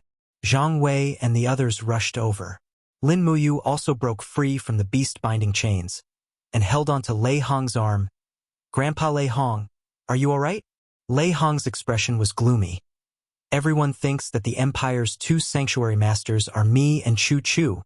I'm afraid the Empire's most powerful sanctuary master is already Zhang Yifan." Feng Jixing asked, "Is Zhang Yifan really that strong?" "Yes." Lei Hong nodded and then smiled at Lin Muyu. Since His Majesty has pardoned you and Chu Yao, then you can finally use your real identity to establish yourself in the Divine Sanctum and the Imperial Capital." Lin Muyu nodded. "Yes, thank you Grandpa Lei Hong, and thank you Big Brother Feng." Feng Jixing continued to nod. "I'm afraid this may not be a good thing. How about I go see His Majesty and ask His Majesty to bestow you the identity of a royal guard. This way the Divine Marquis residents will have to think twice before doing anything to you. What do you think?" "Can I?" Lin Muyu did not refuse. Lei Hong shook his head. "No, Yu is our Divine Sanctum's rising star. How can we just hand him over to the royal guards?" "No, I won't agree no matter what." Feng Jixing could not help but smile. Grand Deacon is really stubborn. Not long after, a group of medical officers from the Elixir Department came to treat the Divine Sanctum's injured people. And in the end, Chu Yao also came. When she saw the heavily injured Lin Muyu, her eyes turned red. "What happened?" she asked as she helped Lin Muyu clean her wounds. Lin Muyu sat on the stone block of the sacred hall. She grimaced in pain and said with a smile, "Sister Chu Yao, we don't have to hide anymore. His Majesty has pardoned our crimes." "Oh really?" Chu Yao revealed a cheerful smile, but she was a little unhappy as she said, You're always fighting and killing. Look at yourself, how many scars are there on your body? Promise me that you won't fight so much in the future. Okay? And as long as people don't offend me, I won't offend them. All right?" On the side, Zhang Wei, who was being treated by another Elixir Department medical officer, looked at the two of them with a dubious expression. He said with a smile, "Sire Lin Muyu is really lucky with women. He actually has such a beautiful medical officer treating his wounds, and they look so compatible." Chu Yao's pretty face immediately flushed red. She glared at Zhang Wei and said, "You're still so arrogant after such a serious injury. I think there's no need to apply medicine." Zhang Wei repeatedly begged for mercy. "Please don't. If I don't apply medicine, my wounds will probably become inflamed and rot." "Humph. I'll teach you to keep your mouth shut," Chu Yao said with a smile. Zhang Wei was immediately enchanted. He said, "Sire Lin Muyu, if I had such a good sister, I would definitely take her as my wife. How could I let someone else have such a beautiful sister?" Chu Yao's face turned even redder. "You're still talking too much." Lin Muyu sat at the side and looked at Chu Yao's bashful beauty. He was a little tempted, but he knew that he didn't belong to this world and might have to leave. If he couldn't take Chu Yao with him, then why bother messing with her heart? However, this silly boy probably didn't know that the beauty's heart was already messed up. They only rested for the night. Their injuries were too serious, so they could only lie down and cultivate the dragon-forging bone remnant scroll and the spirit vein technique. Lying on the bed and looking at the starry sky above the secret room, Lin Muyu's eyes widened. The spiritual energy of the spirit vein technique rippled outwards. The spirit vein technique was indeed very magical. An attack that gathered spiritual energy could attack the enemy's soul, but it also required concentration. Thus, the moment Zhang Yifan stepped into the holy palace, Lin Muyu tried to attack him with the spirit vein technique. Unfortunately, it failed. Zhang Yifan's soul was stronger than his, and so was his domain. Using the spirit vein technique to fight against such an expert would require a higher cultivation. Moreover, today's battle allowed Lin Muyu to truly understand the power of the sacred region. A heavenly realm expert challenging a sacred region expert was no different from courting death. Once the opponent's domain was activated, a heavenly realm expert would be unable to move at all. There was no chance of winning. But how far away was the sacred region? No one knew. Ever since Lin Muyu stepped into the first tier of the heavenly realm, she had been stuck at level 60. Cultivation was not easy, and there were bottlenecks everywhere. As a result, Feng Jixing, Qin Lei, and the others were stuck at the first tier of the heavenly realm, unable to break through. Experts like these could be found everywhere. Lei Hong, Chu Chu, and the others had also been stuck at the first tier of the sacred region for more than 10 years. Late at night, Zetian Palace. A beautiful palace maid was sitting gracefully on a white jade bed. Beside her was an exquisite drawing board. The celestial emperor, Qin Jin, was waving his brush and sketching a beautiful woman's expression and face on the white paper. Although Qin Jin was the great emperor, he was also known as the divine hand by the world. He was a master of calligraphy and paintings. Legend had it that the great emperor had once ordered his personal officials to sell his landscape paintings to the people, and they would always fetch a high price. However, the graceful woman on the drawing board seemed to be completely different from the palace maid in front of her. The beauty between her brows was not something this palace maid could compare to. This painting did not look like her at all. Instead, it had a bit of Qin Yin's charm. Creak! The door was gently pushed open, and Qin Yin walked over to stand behind Qin Jin. She looked at the drawing board and suddenly burst into laughter. Imperial father is drawing imperial mother again. Qin Jin was taken aback. He could not help but laugh. Xiao Yin, why aren't you sleeping? I couldn't sleep, so I came to see father. Hurry up and go to sleep. How can a girl stay up so late? Qin Jin waved his hand, indicating for the palace maid to leave. Qin Yin smiled. Father, do I really look like mother? Yes, you look almost exactly the same. Qin Jin looked out the window with some fascination and said, After she left, Imperial Father's everything has been left to you. Come, let Imperial Father comb your hair again. Once you're done, you can go back to sleep. Yes. Qin Yin obediently sat in front of the bronze mirror. She took off the princess crown on her hair and let her jet-black hair fall down. Qin Jin took the silver comb and looked at his daughter's appearance in the bronze mirror. He could not help but tremble. He said in a daze, It's been so many years. If only I could see her one more time. I'm willing to exchange the world for one more look at her. Qin Yin's eyes reddened. Father, Qin Jin slowly combed through his daughter's hair. His face was full of doting love as he said, My Xiao Yin has grown up. When you were very young, I always wondered how long father would be able to stay by your side. But Xiao Yin has grown up so quickly, and is about to get married. There will be another person by Xiao Yin's side to dote on and love you in father's place. Tears welled up in Qin Yin's eyes. She closed her eyes and let the tears flow freely. Qin Jin's hands trembled slightly. He muttered to himself, Time really passes too quickly. In the blink of an eye, you've grown up so much. I don't know why, Father. Father always feels that I haven't seen enough of you before you've grown up and gotten married. Qin Yin's shoulders trembled slightly. Father, don't say any more. I won't get married. Qin Jin could not help but laugh. Don't be silly. Even if you're a princess, you still have to get married.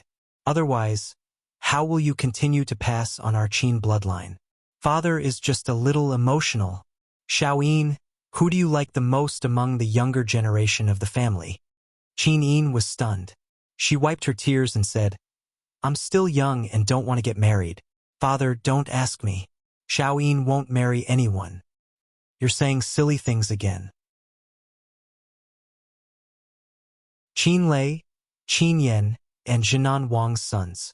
If you like any one of them, father will bestow marriage. You're already 20 years old. When your mother was 20, she would have already married me and become my empress. I'm not getting married. Let's wait a few more years. Qin Yin's eyes were red. I don't like any of the people father mentioned. I want to accompany father for a few more years. Okay? Silly Xiaoyin. Qin Jin sighed.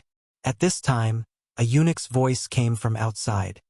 Your Majesty, Imperial Guard Commander Feng Jixing requests an audience. Let him in. Yes. Soon the door opened. Feng Jixing was travel-worn. He knelt down and cupped his fists. This general greets your Majesty. Qin Jin smiled. General Feng must have something important for you to request an audience so late at night, right? Feng Jixing nodded. Your Majesty, an hour ago, Divine Marquis led 3,000 Divine Might Battalion cavalry to attack the Sage Temple. What? Qin Jin's body trembled. How is that possible? The Divine Marquis residence and the Sage Temple are the pillars of the Empire. Why would they fight each other? What was the result, General Feng? Feng Jixing said, by the time I arrived, the battle had already stopped. Both sides suffered dozens of casualties, and the reason for the battle was that Divine Marquis wanted to kill Lin Muyu. Therefore, I beg your Majesty to allow Lin Muyu to join the Royal Forest Guard. Oh? Qin Jin frowned. What kind of person is this Lin Muyu? Why would General Feng recommend her like this? Feng Jixing raised his head and said, from what I know, Lin Muyu is a martial arts prodigy that only appears once in 1,000 years. Such a person should be used by the Empire and must not be killed by the deity overlord. I hope that your Majesty will allow Lin Muyu to join the Royal Forest Guards. The corners of Qin Yin's lips curled up. Father, will you allow it? Hearing his daughter's words, Qin Jin calmed down. Very well, I will write an edict immediately to allow Lin Muyu to become a member of the Royal Forest Guard. General Feng, thank you for your hard work. Thank you, your Majesty. As he spoke, Feng Jixing lifted his head to look at Qin Jin. He said in a low voice, Your Majesty, the Divine Marquis Residence's actions are getting more and more aggressive. They even dared to clash with the Sage Temple. Are we just going to tolerate them? I feel that, if necessary, we can transfer the 100,000 soldiers guarding Cangnan Province back to the capital. I am willing to do this personally. Qin Jin took a deep breath. Zhang Yifan is the pillar of the empire. Currently, more than half of the commanders in the various armies are former subordinates of Zhang Yifan. As long as he doesn't go overboard, let him be. After all, if the northern desert and the southern barbarians go to war, we still need Zhang Yifan to lead the army. Isn't that right, General Feng? But Feng Jixing's eyebrows were tightly knitted together. There are no buts. General Feng, rest early. Come and get the edict tomorrow morning. Yes, your Majesty. He turned and left the Zetian Hall. The starlight shone on Feng Jixing's pure white cloak.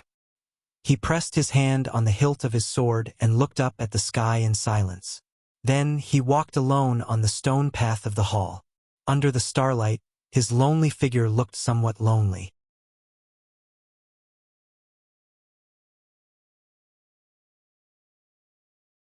Chapter 106. The next day, Guyang and Lei Hong sat opposite each other in the tea pavilion of the Holy Temple.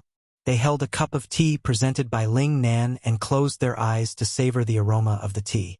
Lei Hong sat cross-legged on the opposite side, a faint dou qi enshrouding his body. The battle with Zhang Yifan had caused him serious injuries, and he was still channeling his dou qi to heal himself. How is it? Guyang opened his eyes and asked. Lei Hong opened his eyes slowly and said, My internal injuries have basically healed. The medicine from the spiritual medicine department is very effective, but the hidden injuries in my meridians have not been completely healed. Sigh, I miscalculated. The last time I fought with Jin Yifan was more than 10 years ago. He was merely a first-level Heaven Realm martial artist back then. I didn't expect him to have cultivated into the holy domain in these 10 years. Moreover, Zhen Yifan's Ice Soul tactics has become even more powerful. Guiyang smiled slightly. Don't worry, we were caught off guard last time. We'll be better prepared next time. I've already applied for 200 archers from the Imperial Army to be appointed as Holy Temple guards. Even if Zhen Yifan comes again, his Ice Soul tactics may not be able to withstand thousands of arrows, right? Yes, that's the only way. At this moment, a Holy Temple guard passed through the green vine-filled corridor and said respectfully, Great Deacon General Qin Lei, the commander of the Imperial Army from the Zetian Temple, requests an audience. Oh, Qin Lei? Lei Hong was startled and said, Invite him in. Yes. Not long after, Qin Lei, dressed in a white robe, entered the hall with a few Imperial guards. He cupped his fists and smiled. Junior Qin Lei greets Great Deacon Lei Hong. Lei Hong stood up and said with a smile, General Qin Lei has come to visit. I wonder what's the matter? It's about Lady Lin Muyu. Oh. Lei Hong squinted his eyes. What happened to you? Qin Lei touched the back of his head and smiled awkwardly. His Majesty has already spoken to allow Lin Muyu to join the Imperial Army as a member of the Holy Temple and become one of the 200 Imperial Guards. This is His Majesty's handwritten decree. What? Lei Hong was so angry that his beard flew up.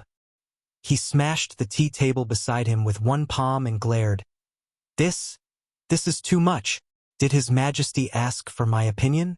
Ayu is the most outstanding talent among the younger generation of the temple. I have high hopes for him, so why should the royal army hand him over to them just because they want to? No, Lei Hong, will never allow you to become a member of the Imperial Guard. Qin Lei grinned and became even more embarrassed. He cupped his fists and said respectfully, Grand Deacon, please don't be angry. Actually, His Majesty has also considered that you are not willing to let you leave the Holy Temple, so His Majesty has said that you cannot leave the Holy Temple and at the same time hold the position of a royal guard. Every month, he can enter the Zetian Palace to hold the position of a royal guard for half a month and continue to hold the position of a gold star sparring master in the Holy Temple for the remaining half a month. Really? Lei Hong glared at Qin Lei and said, Young Prince Qin Lei, don't lie to me. Qin Lei could not help but laugh. How would this junior dare to lie to Grand Deacon? His Majesty has already approved that after you becomes a royal guard, he can wear the badge of the Holy Temple in the Imperial Palace. Furthermore, Yu's official rank will belong to the Holy Temple and not the royal army. All the glory and achievements will belong to the Holy Temple. What does Grand Deacon think? That's more like it. Lei Hong then leisurely stroked his beard and said with a smile, Deacon Guiyang, go call you over and instruct him on this matter. Then let him pack up and follow General Qin Lei to the Zetian Palace to report. However, he must return to the Holy Temple in half a month.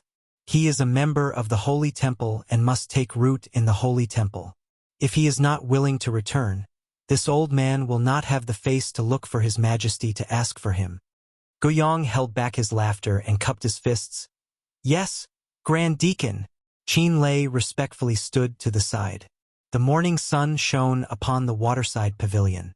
Lei Hong continued to drink his tea. Perhaps he was in a fit of anger, but he did not ask Qin Lei to sit down, nor did he look at the tea.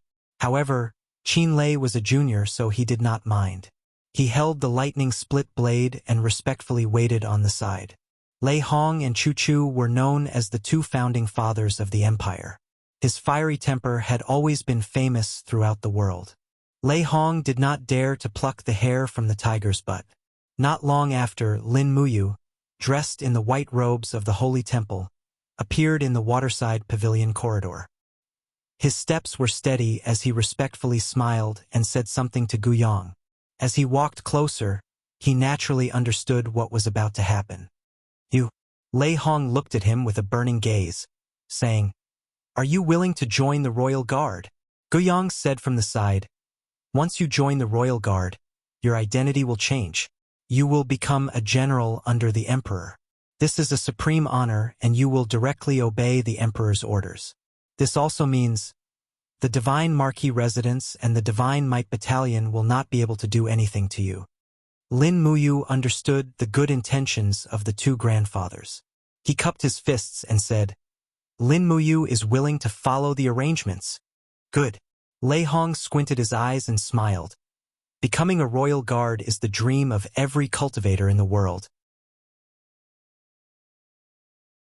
Imperial Guard Master Feng Jixing has personally recommended you to His Majesty. Do not disappoint Master Feng Jixing's painstaking efforts. However, Grandpa has to tell you that you will forever be a member of the Holy Temple. From the day you entered the Holy Temple, your soul has been branded by the Holy Temple. Therefore, no matter how high you fly, no matter how far you go, you will eventually return to the Holy Temple. Do you understand, you? Lin Muyu's body trembled. Determination appeared in his eyes, and he said, Grandpa Lei Hong, don't worry. The Holy Temple is my home. I will return. And good. Pack up and go. Yes. Qin Lei lightly patted Lin Muyu's shoulder from the side, hugged him, and affectionately said with a smile, Good brother. We can work together in the future. It's really a good thing that the Imperial Forest Guard has such a peculiar expert with a gourd martial spirit like you. Lin Muyu. In the afternoon, after packing up everything, Guiyang gifted the warhorse that Lin Muyu rode the most to him. Therefore, Lin Muyu carried the prairie fire sword on his back and held the pear blossom spear wrapped in black cloth in his hand. He flipped onto the horse and followed Qin Lei and the others out of the Holy Temple. Lei Hong, Guiyang, Zhang Wei and the others saw him off at the entrance of the Holy Temple. Zhang Wei cupped his fists and said, Master Lin Muyu, we will meet again. Lin Muyu also cupped his fists and said, Master Zhang Wei, work hard. I will. The so-called friendship between gentlemen was probably like this. Lin Muyu and Zhang Wei had never been to places like taverns, but there was a kind of brotherhood between them that they could entrust their lives to each other. This kind of friendship between men was something that women could not understand. After saying their goodbyes one by one, they passed through Tong Tian Street and went straight to the Zhe Tian Palace. When they crossed the Zhe Tian Temple's moat, 3 consecutive dong dong dong sounds of war drums could be heard. It seemed to be to welcome the new member, Lin Muyu. Qin Lei carried the thunder-split blade and walked slowly. Along the way, the royal guard on both sides successively knelt down on one knee and gave a military salute. The atmosphere was extremely solemn. In the Zhe Tian Temple, Qin Lei was like a mighty general. No one could be compared to him, not even the commander of the Imperial Guard, Feng Jixing. After all, the people of the mainland paid attention to bloodline. Qin Lei had the blood of the royal family, while Feng Jixing was born as a commoner. Because you are a staff member of the Holy Temple, the ceremony for you to be conferred as a royal guard was personally hosted by His Majesty. Let's go, we will go to the side hall of the Zhe Tian Temple. His Majesty is already waiting there. Yes, yes. Lin Muyu could not help but feel a little apprehensive.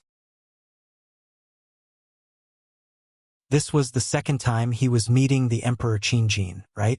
However, he was also a little expectant. In his mind, the beautiful face of the little princess, Qin Yin, appeared. Would he be able to see Qin Yin this time? Although he had only met Qin Yin twice, this amiable, adorable, and lively heir of the family seemed to have left a beautiful mark in his heart, one that he would never forget for the rest of his life. Dong dong dong. The war drums sounded again. Along the way of the side hall there were royal guards everywhere. There were a total of 7,000 royal guards in the imperial capital. Among them, 200 of the most outstanding ones were known as the royal guards. Those who could protect the emperor and the princess at close range were also royal guards. This was a special honor, an honor that normal royal guards could not hope to achieve. Although Lin Muyu came from another world and the world in his heart was much bigger than the people here, he was also much more unrestrained. However, at this moment, looking at the endless palace pavilions and buildings and the scene of guards in the forest, he was still shocked. This world seemed to be a deep quagmire that kept twisting and twisting, sucking him in and making him sink deep into it. Qin Lei walked at the front, the white cloak behind him swaying. There was a golden-purple flower embroidered on it. This was the symbol of the white-robed royal guards. The outstanding ones among the 200 royal guards were known as the white-robed royal guards. There were only a few of them in the entire empire. In the main hall of the side hall, the Emperor Qin Jin sat on the dragon throne in an imposing manner. He looked at the group of generals and royal guards below him with a calm gaze. Lin Muyu had already seen Feng Jixing wherever he looked.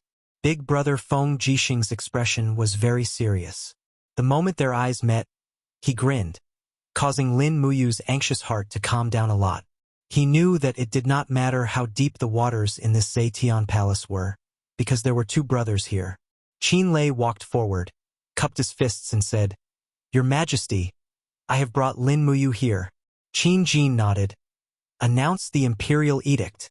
The eunuch at the side walked forward, unfolded a golden scroll and said in a clear voice, "Lin Muyu, commoner, gold star sparring master of the divine temple, cultivation of the first level of the heaven state.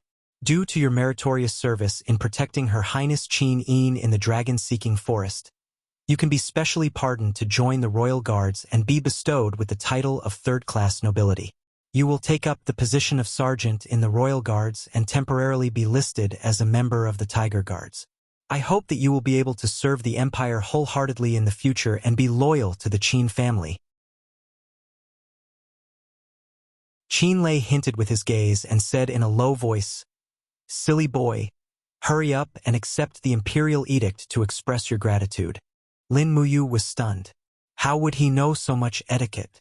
He walked forward and received the imperial edict.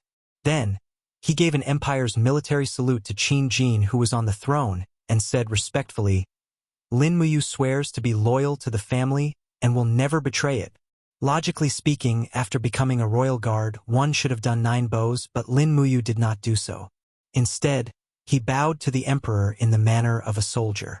Qin Jin could not help but feel a little displeased by this. He frowned and said, "Lin Muyu, why did you swear to be loyal to the family? Is it because of me?" Lin Muyu was stunned. Qin Jin's gaze became increasingly sharp, piercing through his soul like a sharp arrow. He said, "Tell me the truth. Don't lie. What is the reason for you swearing loyalty to the Qin family?" Lin Muyu raised his head to look at Qin Jin. Their gazes met, and he did not back down. After a few seconds, he said calmly, "I am willing to swear loyalty to the family for Her Highness Qin Yin."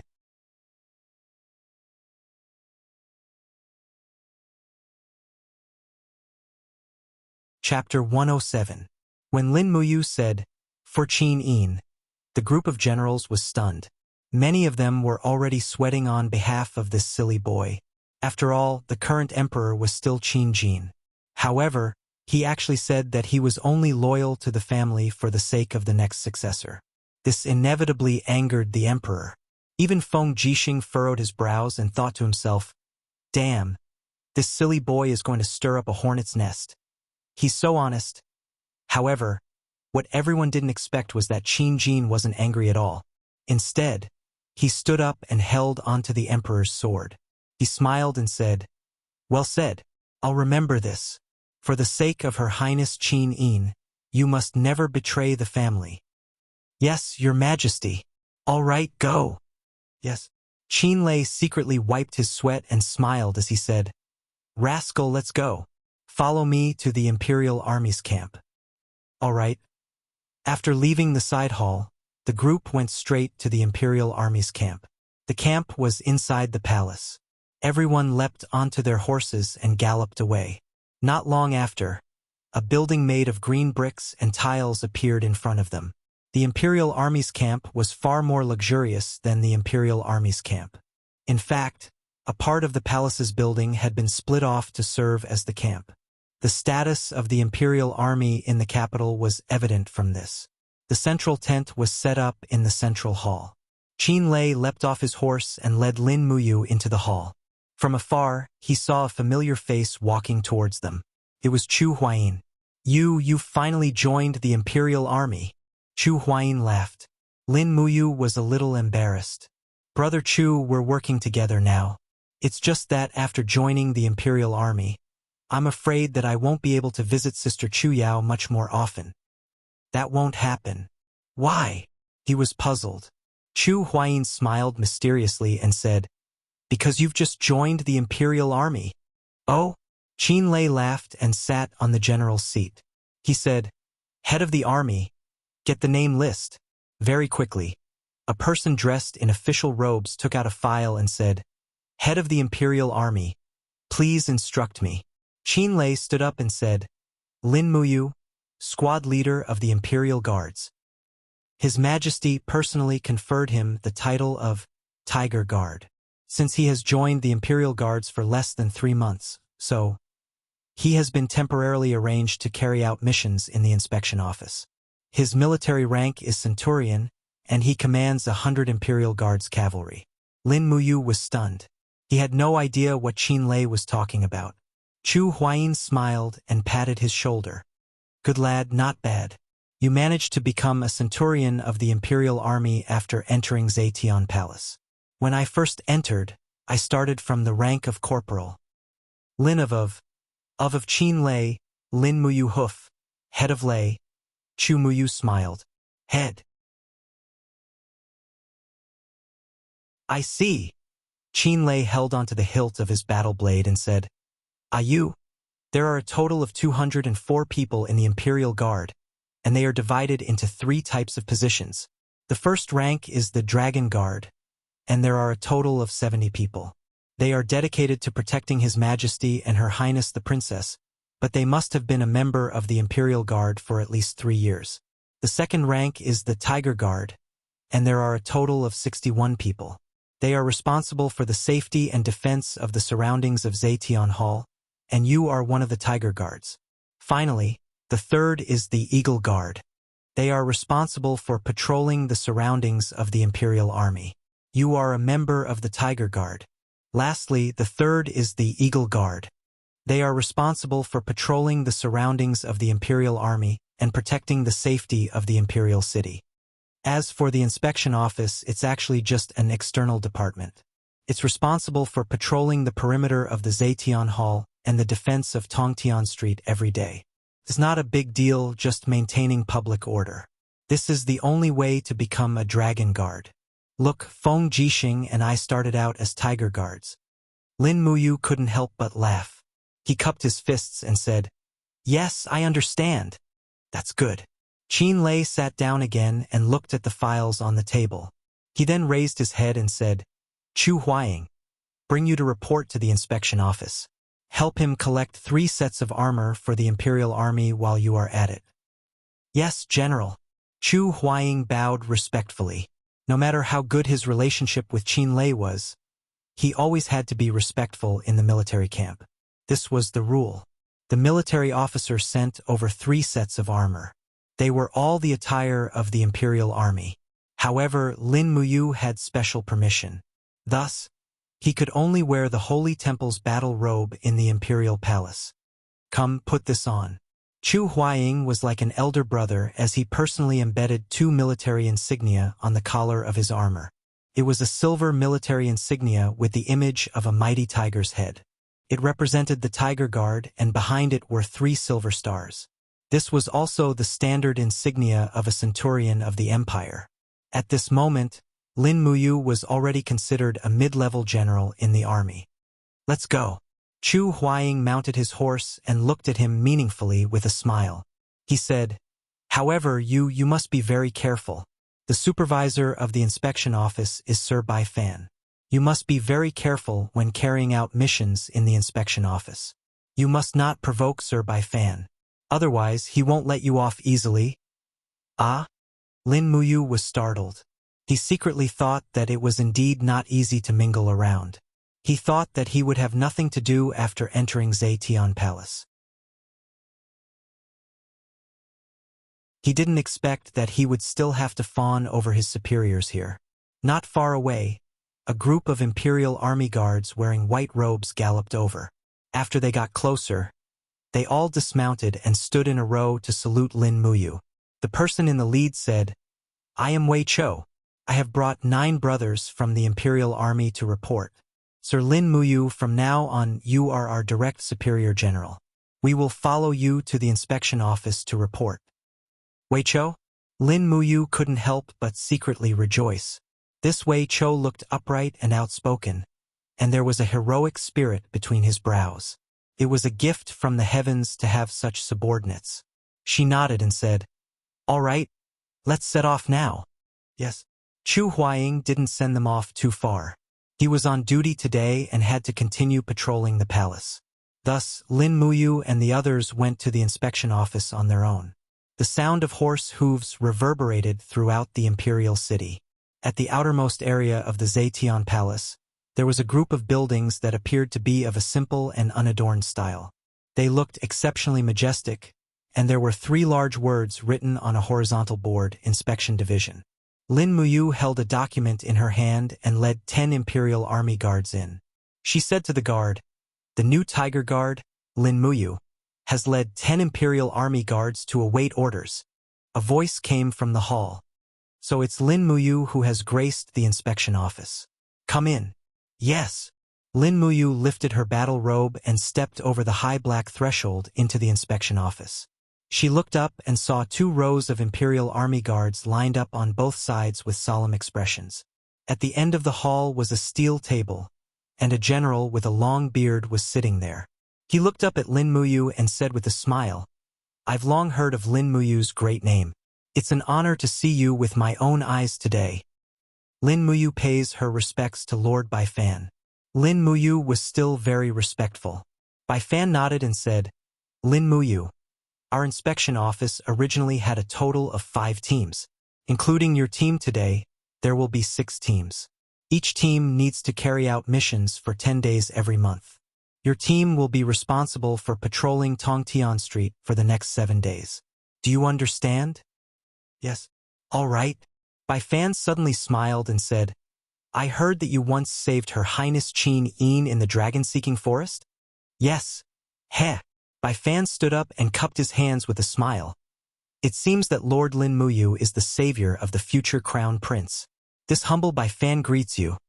Lin Muyu couldn't help but feel a bit disgusted. She frowned and said calmly, "You're too kind, Lord." "All right," Bai Fan said. "Go to the camp and pick 100 Imperial Army soldiers to be your subordinates. The safety of Tongtian Street will be in your hands today, but you must remember that Gate 30 to 50 of Tongtian Street needs to be carefully patrolled. You must not disturb the order there, otherwise, I will not let you off easily, even if you are Her Highness Savior." Yes." Lin Muyu cupped her hands. "Then this subordinate will take her leave.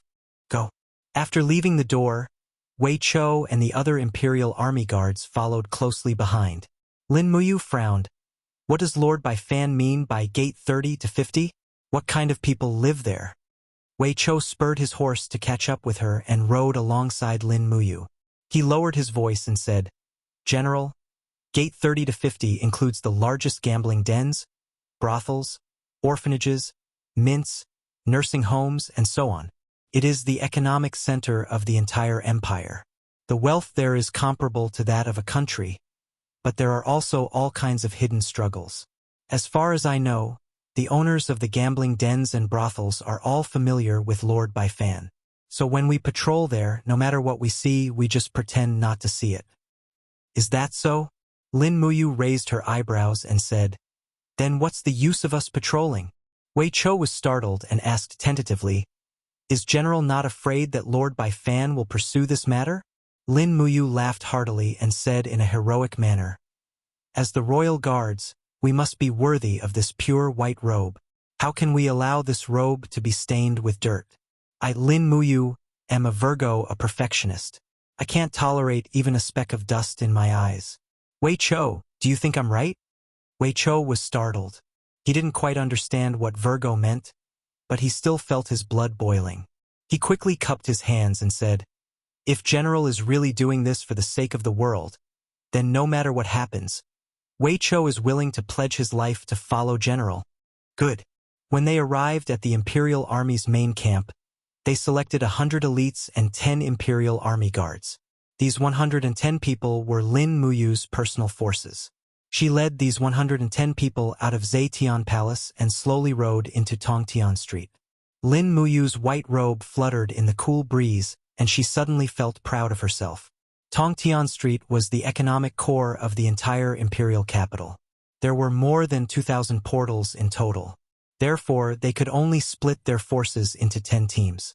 Lin Muyu personally led 11 people, including Wei Chou, the Imperial Army Guard, and 10 Imperial Army Cavalry. The main targets for inspection were numbers 30 to 50. Since Bai Fan was a tiger, according to Lin Muyu's personality, she would definitely touch the tiger's butt.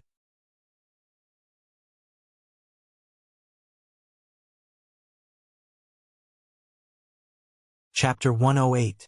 Leading the warhorses, they slowly traversed through Tongtian Street. The passers-by on the road all cast respectful gazes. In the eyes of the commoners, this group of people dressed in white was a symbol of power, so many people gave way. Lin Muyu frowned and said in a low voice, "The commoners are afraid of us?" Wei Chou smiled awkwardly. "Yes, but also not." "How so?" Wei Chou said, "The Imperial Army is the largest part of the Imperial capital's defense force. It is said that 7,000 people can ensure the Imperial capital is impregnable. But on normal days, the Imperial Army is actually in a state of inaction, and there are even frequent incidents of invading and harassing the commoners. Commander Qin Lei is busy with official duties and does not have the time to care about these things." Lin Muyu frowned and continued to lead the horse forward.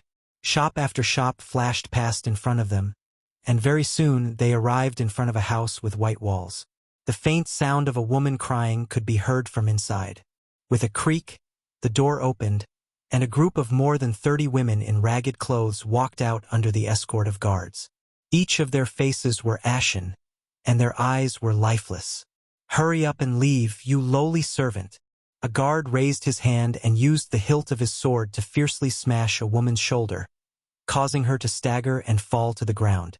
She raised her head and looked angrily at the guard, but did not say a word. Lin Muyu was instantly petrified. That woman's eyes were so similar to Xiang's. "What's going on?" Lin Muyu flipped over on the horse and rushed over. She had already raised her hand and pulled out the burning prairie sword. The long sword quickly pierced through, and with a kang, it broke the body of the sword that the guard raised again. "How dare you? Who is it?" The guard quickly turned around and saw Lin Muyu riding over on a horse, and the insignia of a centurion on his collar.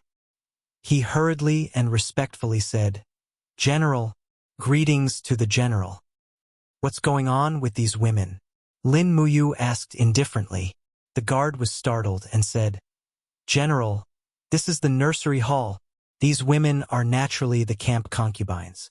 I am currently bringing them to the Imperial Army camp to carry out the daily task of washing clothes." Behind him, Wei Chou caught up and said, "General, these are indeed camp concubines?" "What is a camp concubine?" Lin Muyu asked. Ingji. Ingji is... Wei Chou found it hard to say it out loud. He clenched his teeth and said, "Ingji is also known as the laundry girl. She is responsible for washing clothes in the army. In addition, Ingji is also responsible for dispelling the soldiers' desires." "So, General." Lin Muyu looked at the group of girls in front of him. Each and every one of them had lifeless eyes. Some of them were even very young, but their bodies were already riddled with scars. Instantly, an indescribable anger rose in his heart. He raised his hand and grabbed the burning prairie sword that was circling back and said, "Take them back. Guards, follow me into this nurturing hall. I want to see what this nurturing hall is exactly." "General," Wei Chou hurriedly stopped him. "This rule has been passed down since the era of the god of war, Xiang Wentian. We can't break this rule." Lin Muyu's heart ached. She gritted her teeth and said, "Wei Chou, are you willing to see them continue to suffer?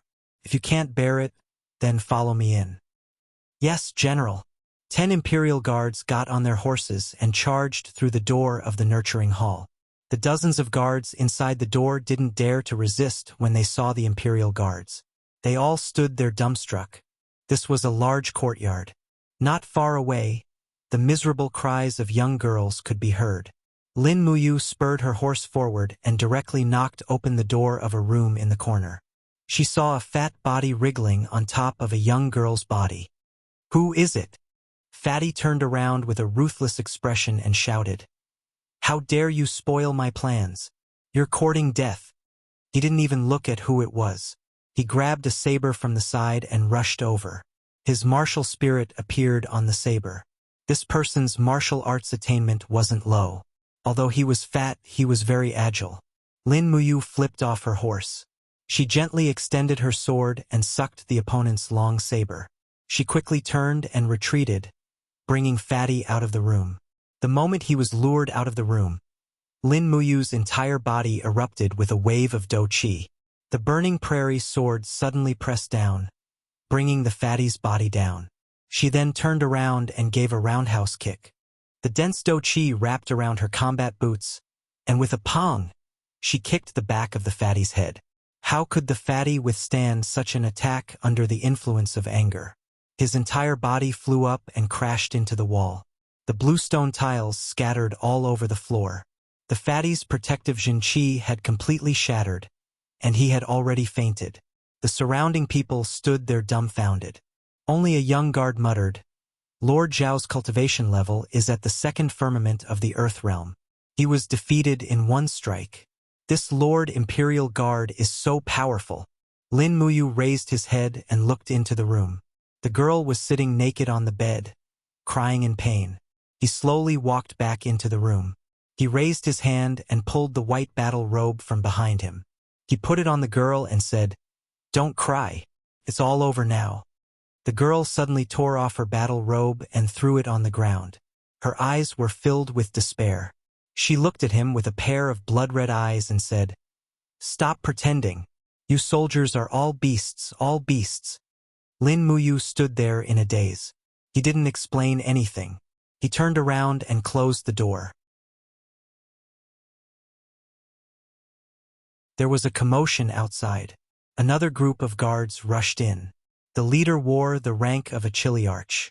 He said with a livid face, "What happened? What's going on?"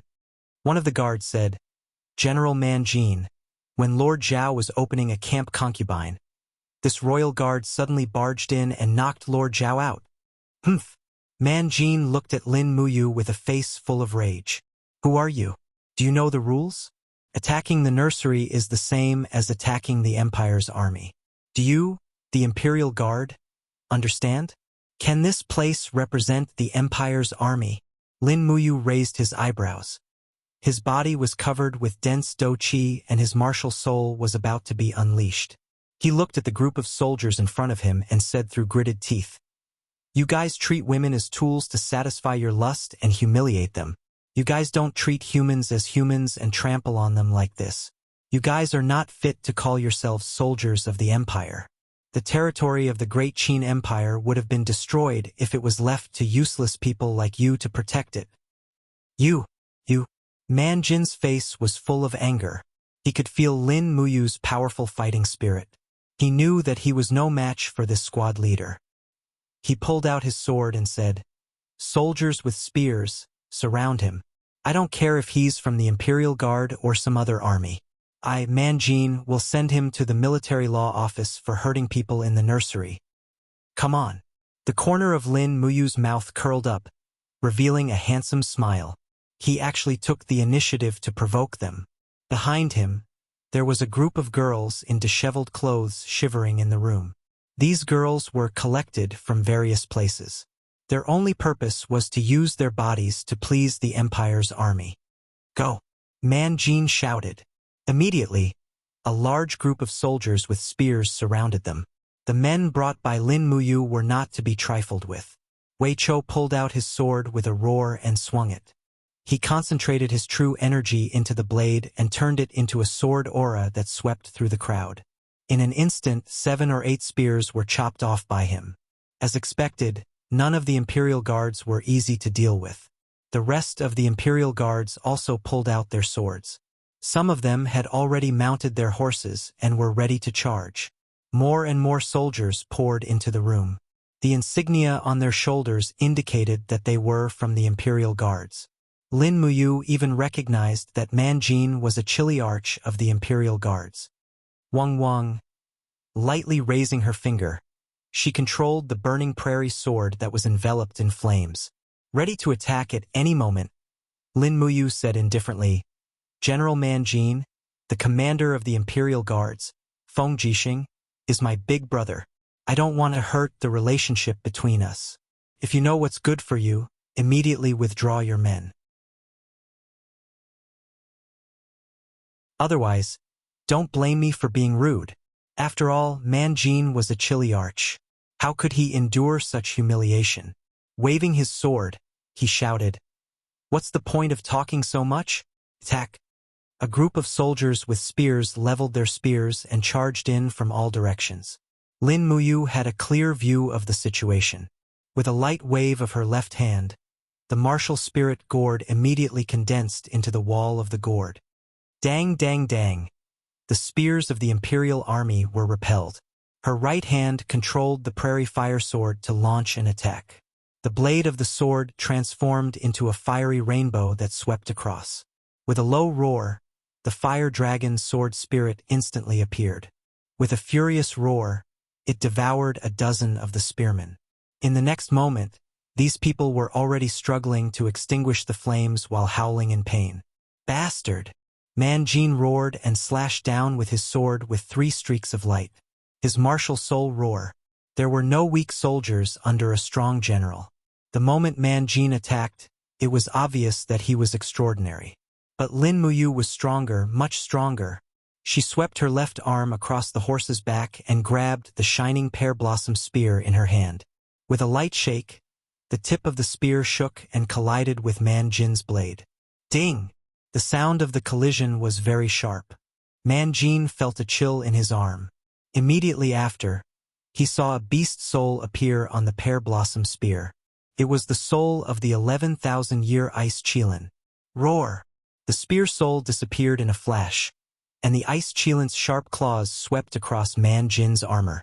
Snowflakes fell, and in the next moment, Man Jin was forced to take a few steps back.